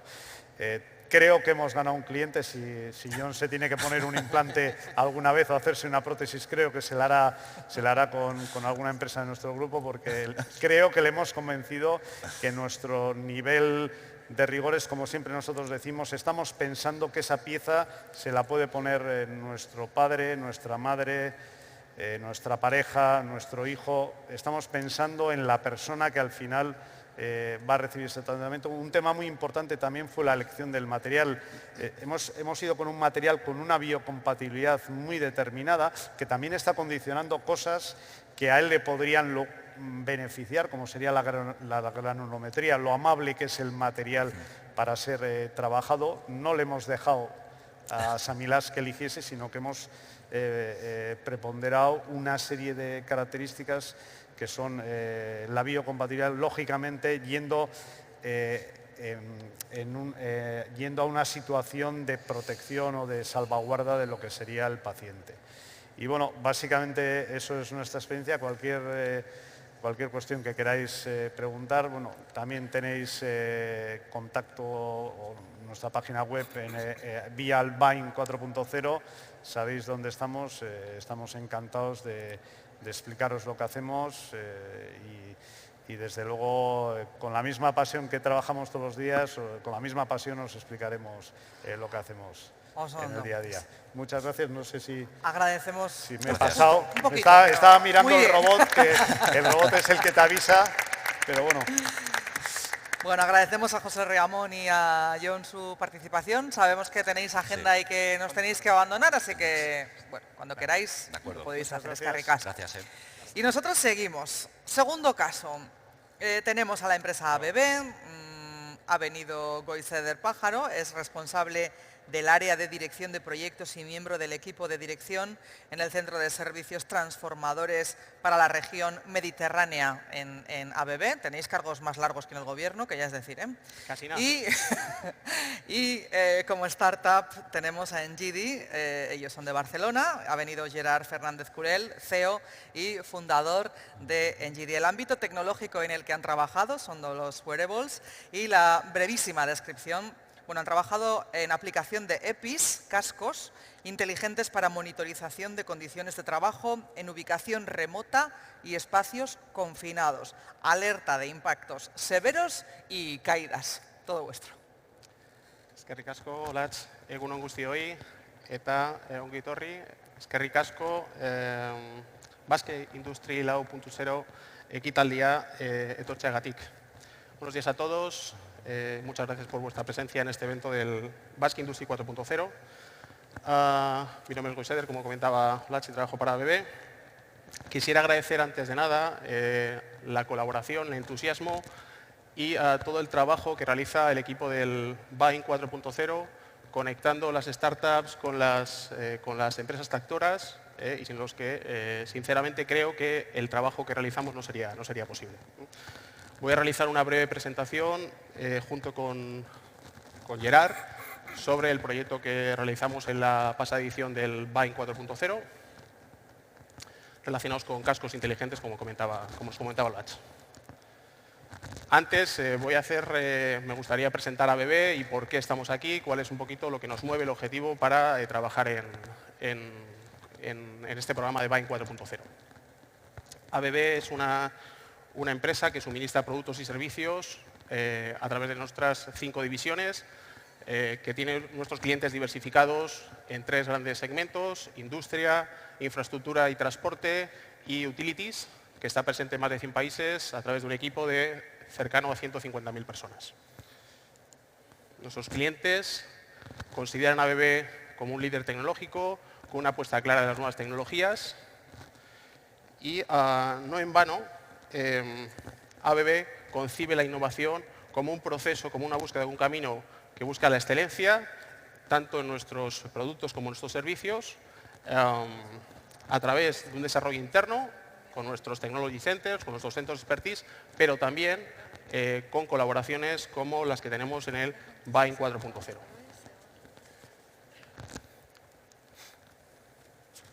En línea con uno de nuestros 5 pares de valores, Innovation and Speed, hemos confiado desde la primera edición del BAIN 4.0 en realizar este match entre las startups y las empresas tractoras, porque nos permite entrar en contacto con áreas de innovación francamente interesantes que no son parte de nuestro core business en algunos casos, pero que nos permiten dar un salto de calidad, un valor añadido a los productos y servicios que suministramos, y además nos permiten llegar al mercado de una forma rápida, lo cual es francamente apreciado por nuestros clientes.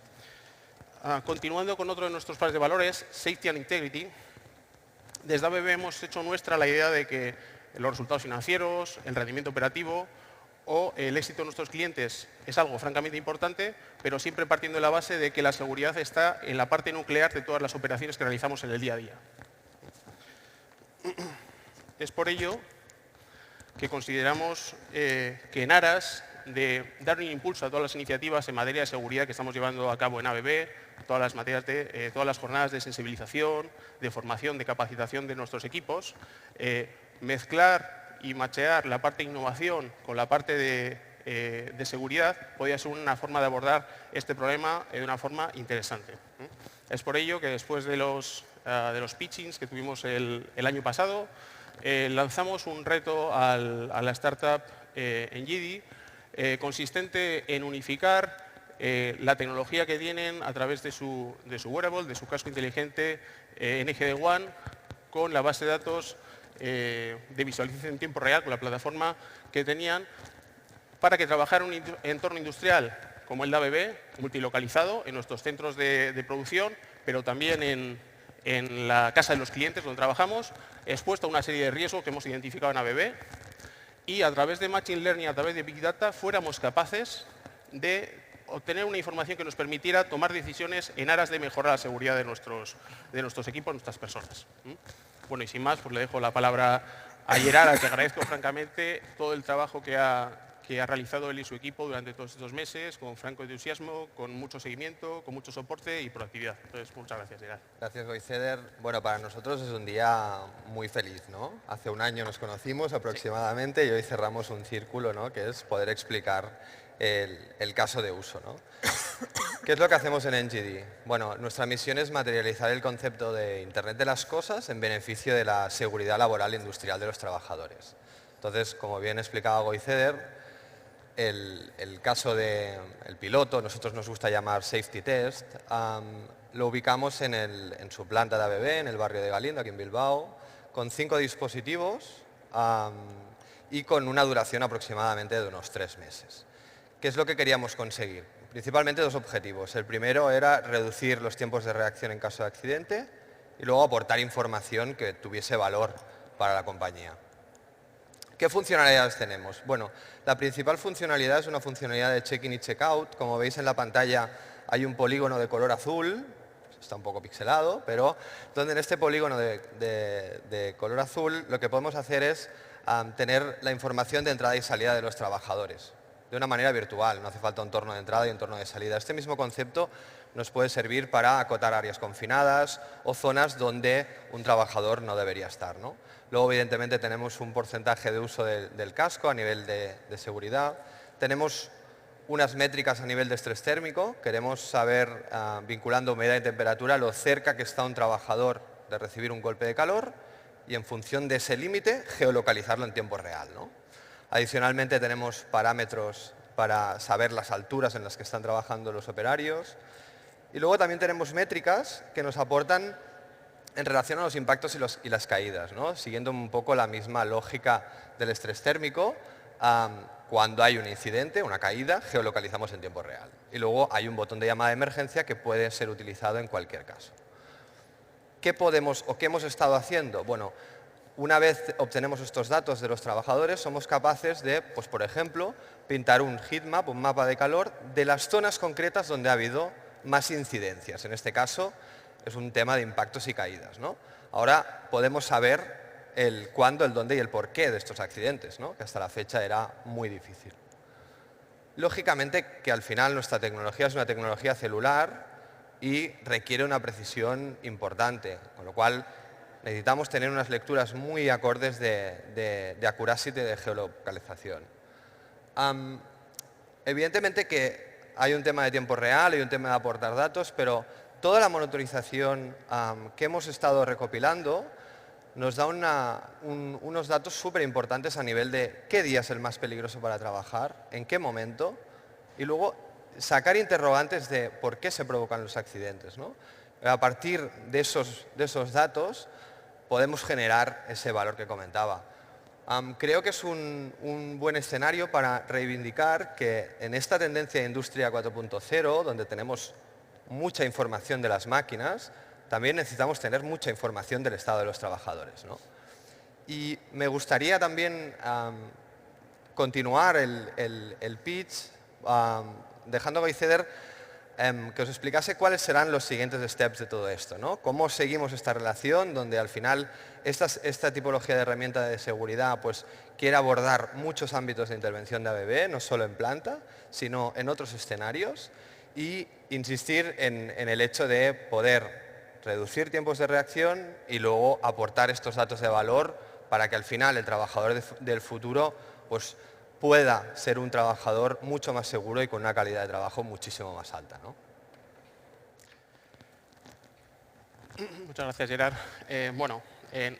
Hemos querido dar un poquito de continuidad a cuáles son los siguientes pasos que nosotros consideramos interesantes desde el punto de vista de ABB para abordar un potencial despliegue de mayor calado del uso del dispositivo en EGT1. Y es la prueba sobre ubicaciones remotas, es decir, casa de cliente, cuando trabajamos. Normalmente trabajamos en un entorno, en nuestros centros productivos, que es controlado, que es conocido, con unas condiciones más o menos habituales, pero en casa de cliente pues, suceden pues, contingencias, no tenemos planificadas. Vamos a decir que es una localización que no es tan conocida como nuestros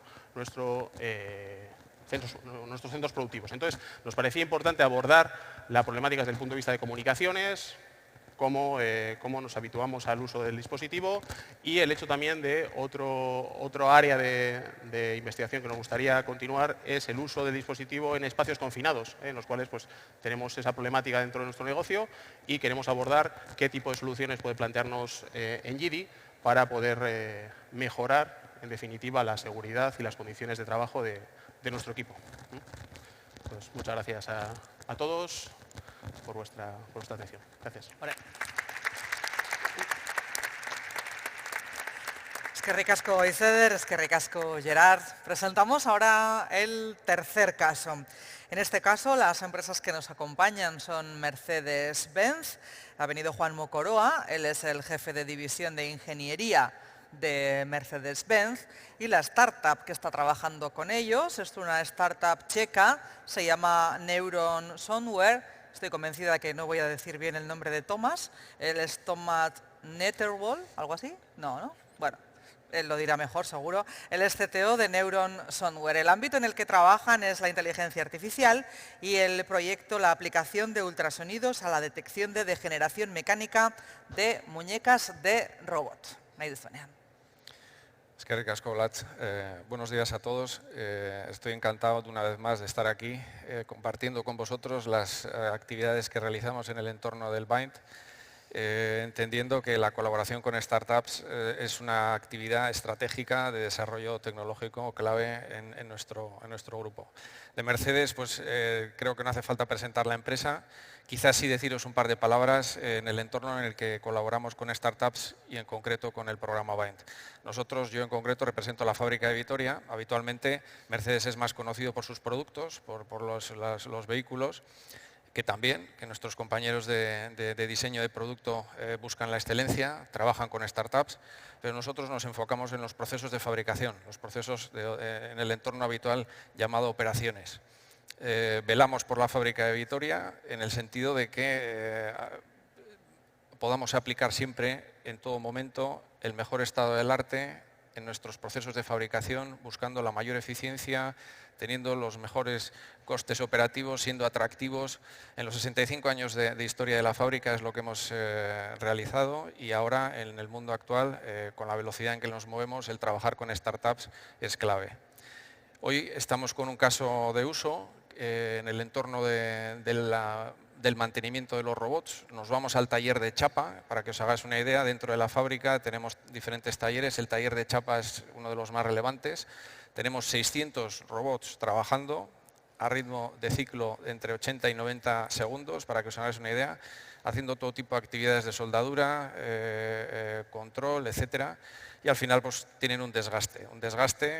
Hay unas zonas de los robots que les llamamos muñecas coloquialmente, que son unos motores eléctricos que gestionan el movimiento del robot, que con el desgaste y con el uso pues hay que cambiarlos. Entonces, la idea que tenemos, que es el desafío que le hemos dado a la empresa Neuron con Thomas, es cómo a través de la evolución del sonido que se va generando cuando se va degradando el motor, podemos monitorizar y podemos predecir cuándo cambiar la muñeca. Ni muy tarde, porque entonces lo hacemos en producción y perdemos producción, ni muy pronto, porque entonces gastamos recursos. Es decir, lo que queremos es predecir y cambiarlo en el momento planificado por nosotros, lo más tarde posible, pero en un momento controlado, pues un sábado a la tarde, un domingo, donde no hay producción, lo podemos hacer sin problema y lo hacemos de una manera eficiente. Ese es el desafío. Aquí tenéis un pequeño dibujito de un robot, de los 600 que tenemos en el taller de chapa, y donde pone el número 5 y 6 son las zonas que llamamos muñecas. Ahora entenderéis por qué hablamos de muñeca, pero en realidad es un motor eléctrico. Sin más, le paso la palabra a Tomás, que nos contará lo que hemos hecho. Buenos días a todos. Somos una compañía checa fundada en 2016 y desde entonces crecimos un poco. Ahora tenemos más que 20 expertos para ayudar a las compañías a prevenir los fallos. Y ofrecemos los servicios en toda la Unión Europea de momento. ¿Y qué es lo que hacemos entonces? Nosotros usamos el sonido para identificar o predecir los fallos de las máquinas. Y no solo de las máquinas, también podemos hacer un análisis de los, control de la calidad de los productos que salen de la línea de la producción, porque se hace un análisis con oído, eso se puede automatizar y mejorar también. Después de colectar los datos, aplicamos un machine learning para decir si algo está pasando o si se puede prevenir cualquier cosa. Lo hacemos en una forma, digamos, end-to-end servicio, entonces podemos presentarnos con el equipo, con los sensores, hasta una plataforma donde se pueden ver los resultados, entonces no se necesita una asistencia de IT de las compañías. Y como siempre empezamos con la captura de datos, también en Mercedes empezamos con la captura y tuvimos 2 robots con 4 tipos de muñecas. Entre ellos cambiamos siempre una muñeca al robot primero, otra muñeca, y así recogimos más que 100 horas de los datos que después podemos usar para el análisis. Y después de colocar los datos, hacemos un análisis. Hay diferentes métodos para analizar y limpiar los datos. Aquí podemos ver una, por ejemplo, que también combinamos el vídeo con el sonido, porque el robot se mueve mucho, entonces hay que cortar el movimiento y cada movimiento produce un poco diferente sonido. Entonces aquí podemos distinguir el sonido que viene directamente de la muñeca y ignorar, por ejemplo, los otros sonidos que no son necesarios para nuestro análisis.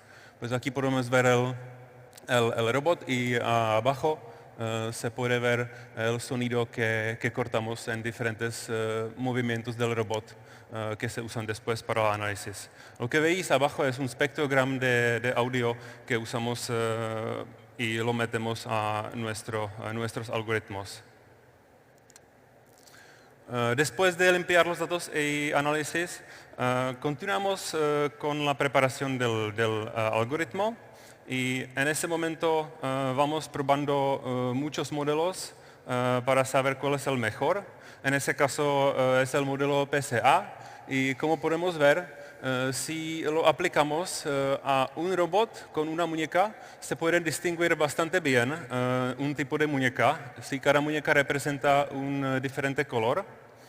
Pero cuando movemos a más robots, por ejemplo aquí tenemos los 2 robots con 4 muñecas y cuando los cambiamos podemos ver que la situación no es tan fácil y es un poco más complicado distinguir cuál muñeca está bien, cuál está rota. Entonces vemos que el cuerpo del robot, afecta muchísimo los resultados y por eso necesitamos recoger muchos más datos para usar los modelos y métodos todavía más avanzados y distinguir cuál es cuál. Con el modelo actual alcanzamos como alrededor de 80% de la precisión y nosotros queremos continuar con muchísimos más datos y de los muchos robots para mejorarlo todavía. Y antes, eso vamos a concentrarlo ahora, pero antes de que paso el micrófono a Juan para que les explique un poco de los próximos pasos del proyecto, quiero dar las gracias a Mercedes y todo su equipo, porque hasta ahora fue una experiencia estupenda trabajar con ellos. Gracias. Gracias, Tomás.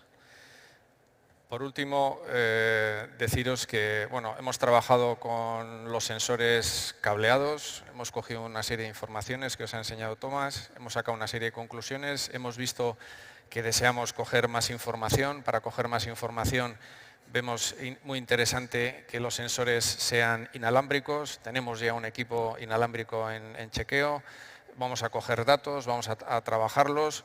Y el objetivo es, con toda esa información que captemos con los sensores inalámbricos, pues retrabajar los modelos matemáticos y veremos dónde aterrizamos. Ahora, lo que sí os podemos decir a día de hoy con total certeza es que va a ser un éxito, el caso de uso va a ser un éxito y nos va a reportar un granito de arena bastante gordo en el aumento de la eficiencia en la gestión del mantenimiento preventivo del taller de chapa.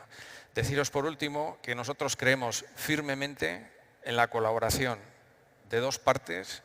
Una parte, la empresa, en este caso Mercedes, el conocedor del proceso de fabricación, que lo conocemos, el experto de procesos con sus conocimientos de dónde están los lugares donde se puede dar un salto tecnológico, y el experto de la herramienta, esa combinación en el trabajo en equipo, lo mismo que estamos haciendo ahora con Tomás, es lo que nos da en éxito.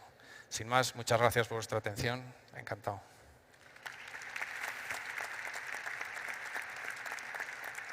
Eskerrik asko, Juan, eskerrik asko, Tomás. Vamos con el cuarto caso. En este caso, el ámbito en el que han trabajado es la realidad aumentada. Tenemos con nosotros a Íñigo Legua, es Global CEO de Sidenor. Y junto con Íñigo tenemos a Seda Tosun, ella es cofundadora y CEO de Inmersia, startup guipuzcoana. La brevísima descripción del proyecto es que han trabajado el gemelo digital de la planta con monitorización de KPIs en tiempo real e históricos con capa de inteligencia visual sobre el modelo. Eskerrik asko, Latx. Egunon, ¿me escucháis? Sí. Bueno, antes de nada quería comenzar explicándoos qué es lo que hacemos en Sidenor. Más que nada para que tengáis idea de qué es nuestro negocio y podáis entender mejor el reto planteado. La presentación. Enseguida arrancará. ¿Sí? Vale. Bueno, en Sidenor fabricamos barras de acero, acero especial. Atrás. Ahora para atrás.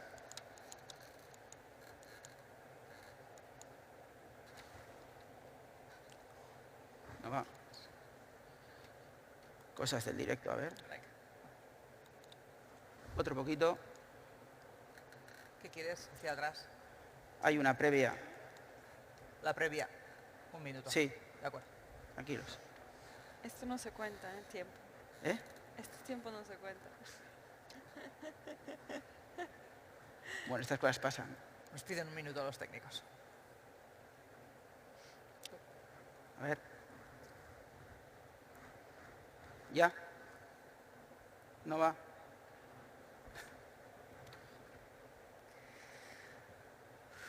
¿Estás como para arrancar sin esa previa? Pues No. es que Vale. es muy visual, más que nada para que conozcan, prefería empezar ahora. Pues.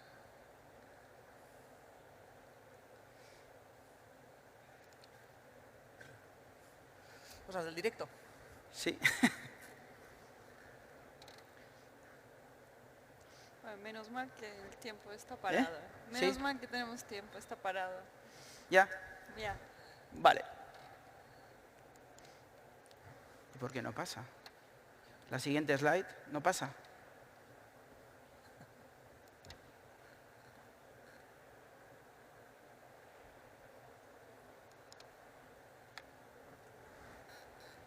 Hasta... Ya le da. No va. Ahora. Ahora. Bueno, por fin, esto es lo que fabricamos. Fabricamos acero especial, veis, en formato cuadrado, formato redondo o rollo. Y el 60% de nuestras ventas van para el sector automoción. Al final, ese acero viene a convertirse en piezas, digamos, del coche, de nuestros coches, ¿no? De nuestros motores, en formato de piñones, rodamientos, etcétera, ¿no? El resto del 40% restante, ¿dónde va? Pues a tema energético, fabricando torres eólicas, cadenas, para aquí, para Vicinay, un cliente nuestro, maquinaria pesada y ferrocarril.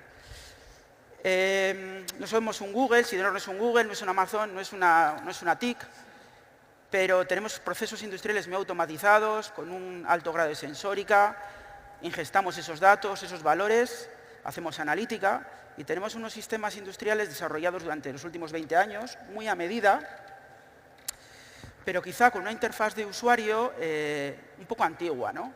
Entonces, con este reto fuimos a la pasada edición del Bind 4.0 y contactamos con Inmersia. Y ellas nos presentaron sus tecnologías y vimos una posible aplicación. Entonces, Seda os va a contar qué es lo que hacen y luego os contamos cuál es nuestro proyecto. Vale, gracias. Buenos días, somos Inmersia. Nosotros desarrollamos gemelos digitales interactivos para visualización avanzada de datos. Estos gemelos digitales nos permiten visualizar la planta, crear una capa de visualización como vemos en el ejemplo, es decir, la máquina nos habla, se expresa, luego nos permite controlarla, hacer bidimensional y nosotros lo controlamos, le hablamos, y simular teniendo los datos, teniendo los modelos, nos permite hacer preguntas y crear simulaciones basadas en estos escenarios.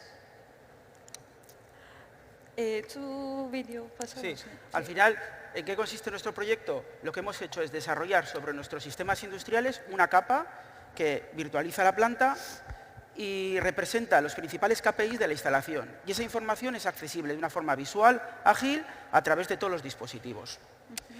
Os hemos preparado un vídeo para que lo conozcáis y lo veáis, digamos, de una forma más gráfica y más visual y os hagáis una idea de lo que consiste, ¿no? Que veis nuestra planta. Es que yo no veo, yo voy a venir aquí, no veo. ¿Veis? Esta es la virtualización de la planta de Basauri sobre la que hemos hecho el piloto. Esta es la instalación. Ya veis esas pequeñas etiquetas ahí, que son los indicadores identificados para cada responsable de instalación, como más críticos. Hay indicadores a nivel global y a nivel de sección. Este sería el horno. Veis ahí a la izquierda las secciones. O sea, la aplicación te permite navegar cada una de las secciones, conocer los indicadores. Tenemos información en tiempo real de cada uno de ellos, así como históricos. Históricos por relevo, por día, por mes. Y todo eso accesible desde cualquier dispositivo. Luego esos indicadores, como veréis ahora, digamos, los controlamos nosotros, somos autónomos en su gestión. Nosotros fijamos los umbrales mínimos, máximos y el comportamiento del indicador, para que una vez alcanzado el umbral mínimo envíe una alerta al responsable de la instalación y esté al tanto de lo que sucede, ¿no? Veis aquí, en función de la parametrización, cada una de las etiquetas o indicadores se comporta de una determinada manera. Luego, como os he comentado, ¿no? Al final esta solución es multidispositivo. La misma información es accesible desde cualquier teléfono móvil, tablet. ¿Veis? Con información en tiempo real e información de datos históricos, ¿no?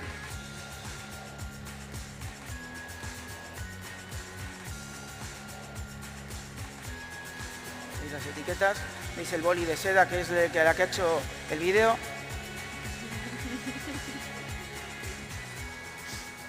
Es aquí una parte de realidad aumentada que tenemos pendiente de desarrollar.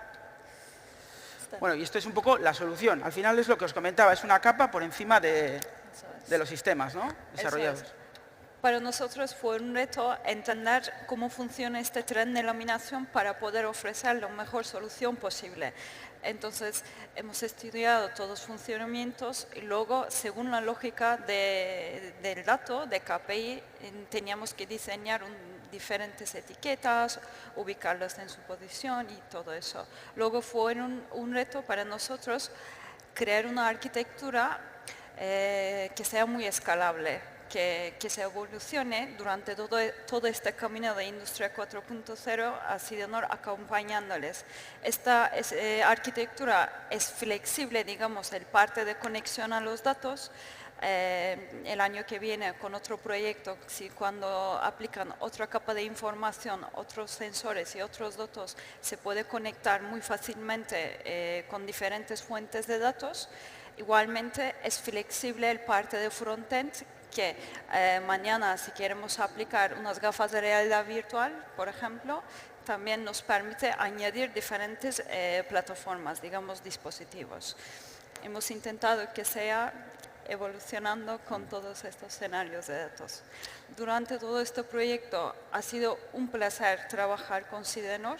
Hemos hecho un gran equipo juntos, con Cristina, con Alight, con Asier, con Sidenor, con Amaya. Hemos trabajado durante estos 6-10 meses como una familia. Hemos hecho proyectos y ya tenemos planes para el futuro, estamos diseñando. Y quiero agradeceros delante de ellos. Muchísimas gracias por todo. Gracias. Por todo el colaboro. Te dejo. Para nosotros, digamos, la solución de Inmerse ha sido el complemento perfecto a nuestros sistemas industriales. Son sistemas muy evolucionados, con mucha información, muchos datos, pero digamos, este complemento, esta capa que hemos desarrollado por encima de ellos, ha facilitado la toma de decisiones y la gestión en el ámbito industrial, ¿no? Entonces, os invitaría a todos vosotros a pasar por el stand de SEDA y Samara, que están aquí, si queréis conocer más en detalle la solución. Y repito, ¿no? O sea, bueno, aparte de lo que ha dicho SEDA, que ha sido un placer trabajar con ellas, yo creo que es una muy buena solución frente a otras soluciones que pueda haber en el mercado, que tengan estas dos visiones, ¿no? Más la del dato y más la de la visión y la agilidad en la percepción del dato, ¿no? Entonces, bueno, nada más que contaros, agradecer a SEDA y cualquier cosilla está fuera para ver en detalle el proyecto. Aquí estamos. Muchas gracias. Es que ricasco SEDA, es que ricasco Íñigo, y último caso que presentamos hoy, nos acompaña Esteban Agustín de ArcelorMittal, trabaja en el departamento de sistemas en ArcelorMittal y la startup que le acompaña es Open Cloud Factory. Darra Kelly, responsable de la estrategia Go-to-Market en Open Cloud, una startup Madrid-Vizcaya. No voy a preguntar porque seguro que me dicen que Madrid es un barrio de Bilbao o algo así, pero bueno, entiendo que una pierna calada. La breve descripción del proyecto, que en este caso no es tan breve, a ver si lo digo bien. Descubrimiento, identificación y perfilado de todos los dispositivos en las redes IT y OT a través de métodos pasivos aplicando analizadores de tráfico, ofreciendo una visibilidad completa y precisa de los dispositivos. Adicionalmente, aplicar controles adaptativos diferenciados atendiendo a las casuísticas de las redes IT y OT. Buenos días. Antes de empezar con los detalles de lo que ha sido la colaboración con Open Cloud, quería contaros un poco quiénes somos.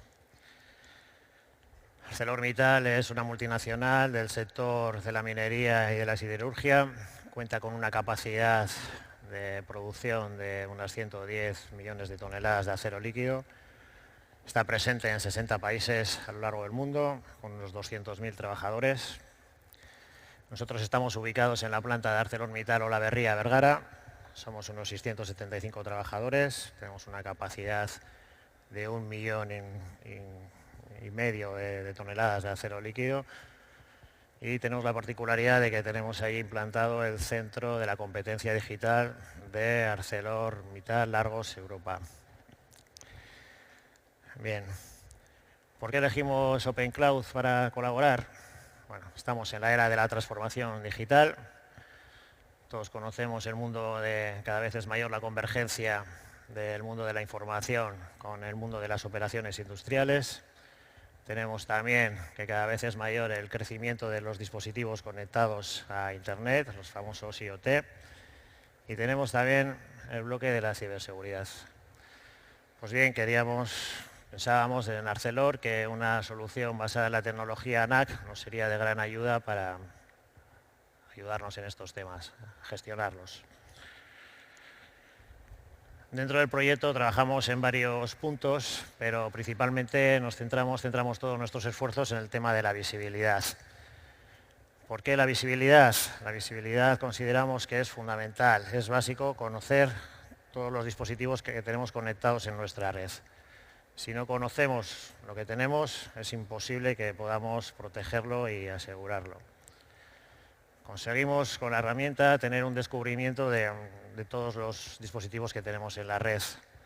Aparte, tenemos una información detallada de cada uno de ellos. Sabemos para cada dispositivo, por ejemplo, en qué boca de qué switch está conectado, qué sistema operativo tiene, su dirección IP. Conseguimos también tener un inventario online. Hemos pasado de tener una foto estática de lo que es el inventario a tener un vídeo en tiempo real, donde dispositivo que se conecta, dispositivo que vemos. También hemos conseguido tener una categorización, una clasificación automática de los dispositivos. Cuando un dispositivo nuevo se conecta a la red, somos capaces de encaminarlo a una caja. Si es una impresora, pues a la caja de las impresoras. Si es un access point, al access point. Eso lo hacemos de forma automática. Por último, y no menos importante, tenemos también el punto del histórico. Tenemos el histórico de todo el tráfico que tenemos en la red. Tenemos almacenado varios días y esto nos permite, ante una anomalía, poder hacer un análisis forense de lo que nos ha pasado.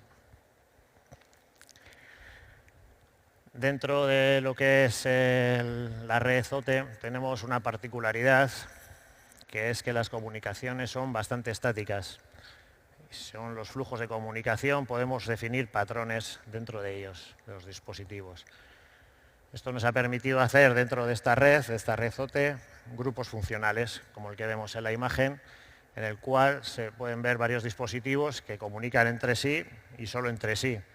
Esto nos permite conocer esos dispositivos y saber también el flujo de las comunicaciones exactas que tienen entre cada uno de ellos.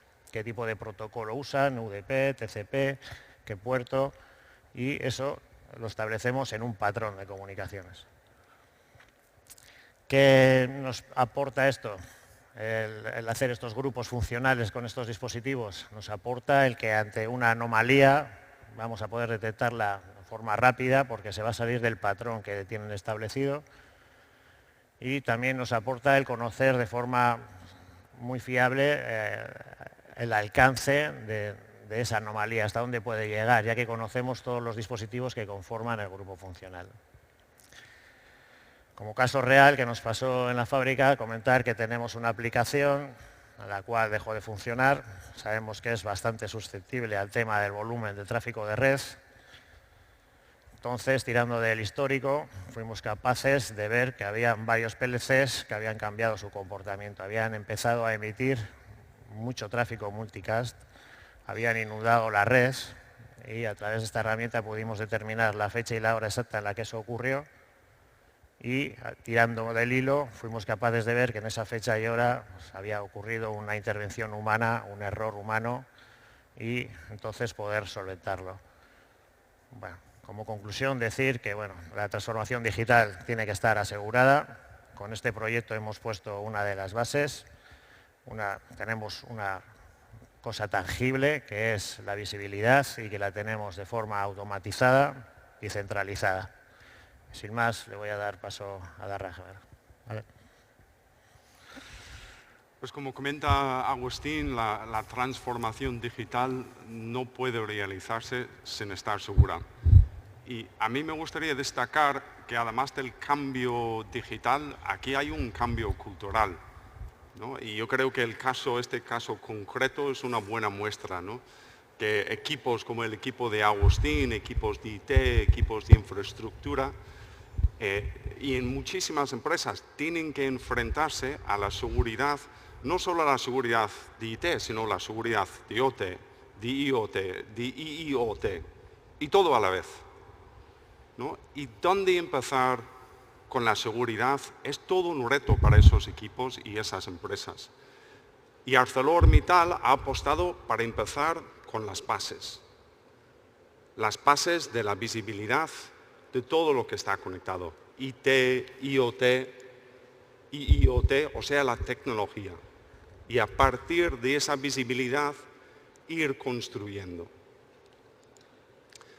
La puesta en marcha de cualquier proyecto en la industria, pues hay que ir con pies de plomo, y en nuestro caso había que hacerlo de manera muy pasiva. No se puede entregar a un activo, sino lo que hicimos era un análisis de los paquetes y esto haciéndolo con una sonda.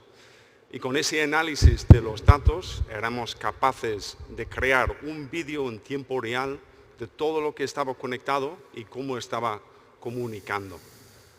Pero el mundo industrial tiene sus características y hay muchos switches abajo encascados y hay mucha información que nunca va a llegar arriba al backbone, ¿no? Y ahí, como fabricante, había que ajustarnos a esa realidad. Y ahí tuvimos que implementar otros mecanismos como ese flow y otros para tener una visibilidad completa. Y ya a partir del día 1 ya se podía empezar a ver de manera centralizada, de manera automatizada, todo lo que estaba conectado, IT, IoT, cuantificar y cualificarlo. Y a partir de ahí ir construyendo, ir madurando con la solución. También de manera automatizada lo que hace la solución es categorizar los activos, ¿no? Los activos se conectan, los perfilamos y los categorizamos. Si es un PLC, si es un HMI, si es una impresora. Y para Arcelor tener esa visibilidad les permitía agruparlos y sobre esas agrupaciones trabajar.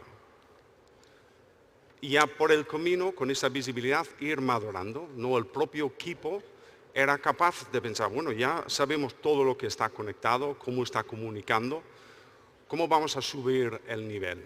Es cuando empieza a pensar en grupos funcionales, ¿no? Pensando en los activos dentro de procesos operacionales. Y hasta bajando al nivel del comportamiento del activo. Y aquí, esto es todo un hallazgo para los equipos. Ver cómo un activo está comunicando dentro de la red, si está comunicando con el activo B, C y D, es información hipervalioso para los equipos. Y como comenta Agustín, que en esa madurez dentro de ArcelorMittal fueron capaces de identificar la parada de una aplicación en producción y identificar la causa, que era la intervención manual en unos PLCs muy concretos y muy bien identificados. En definitivo, que la transformación digital tiene que estar segura y es IT, IoT y IoT es la T. Tenemos una solución que da visibilidad y control sobre todo ese mundo. Es una transformación también, es un cambio cultural y gracias a espacios como este, con Esprit, con Bind, con empresas tractoras como ArcelorMittal y las empresas de startup, hace que podemos hacer esa transformación de manera más segura. Muchas gracias.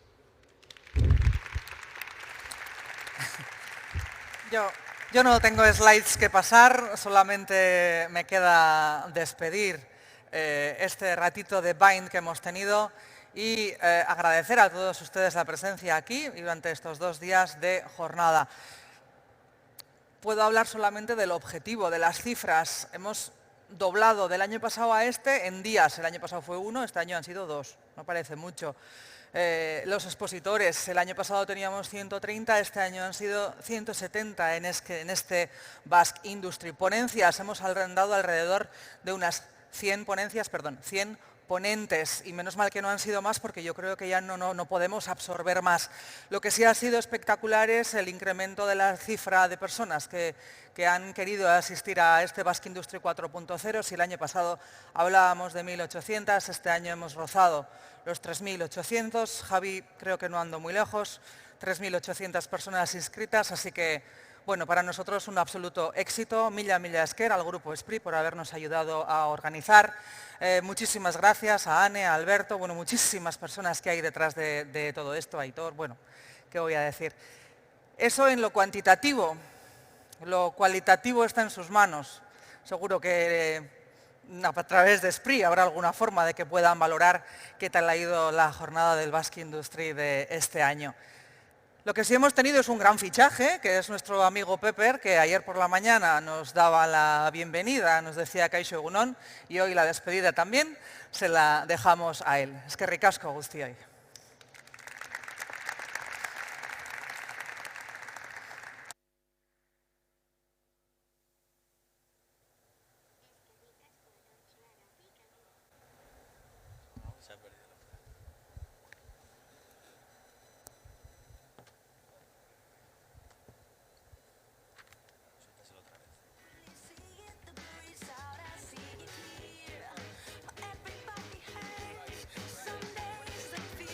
dicho, que eskerrik asko, eskerrik asko guztioi, mila esker.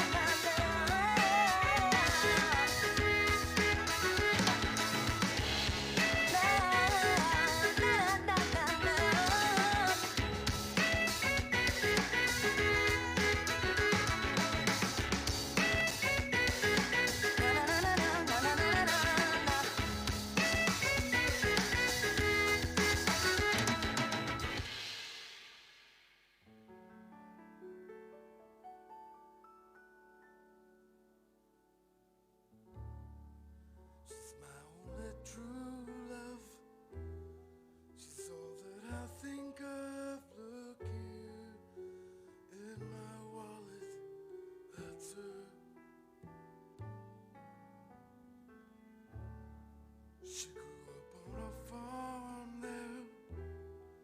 There's a place on my arm where I've written her name next to mine. You see, I just can't live without her, and I'm only boy.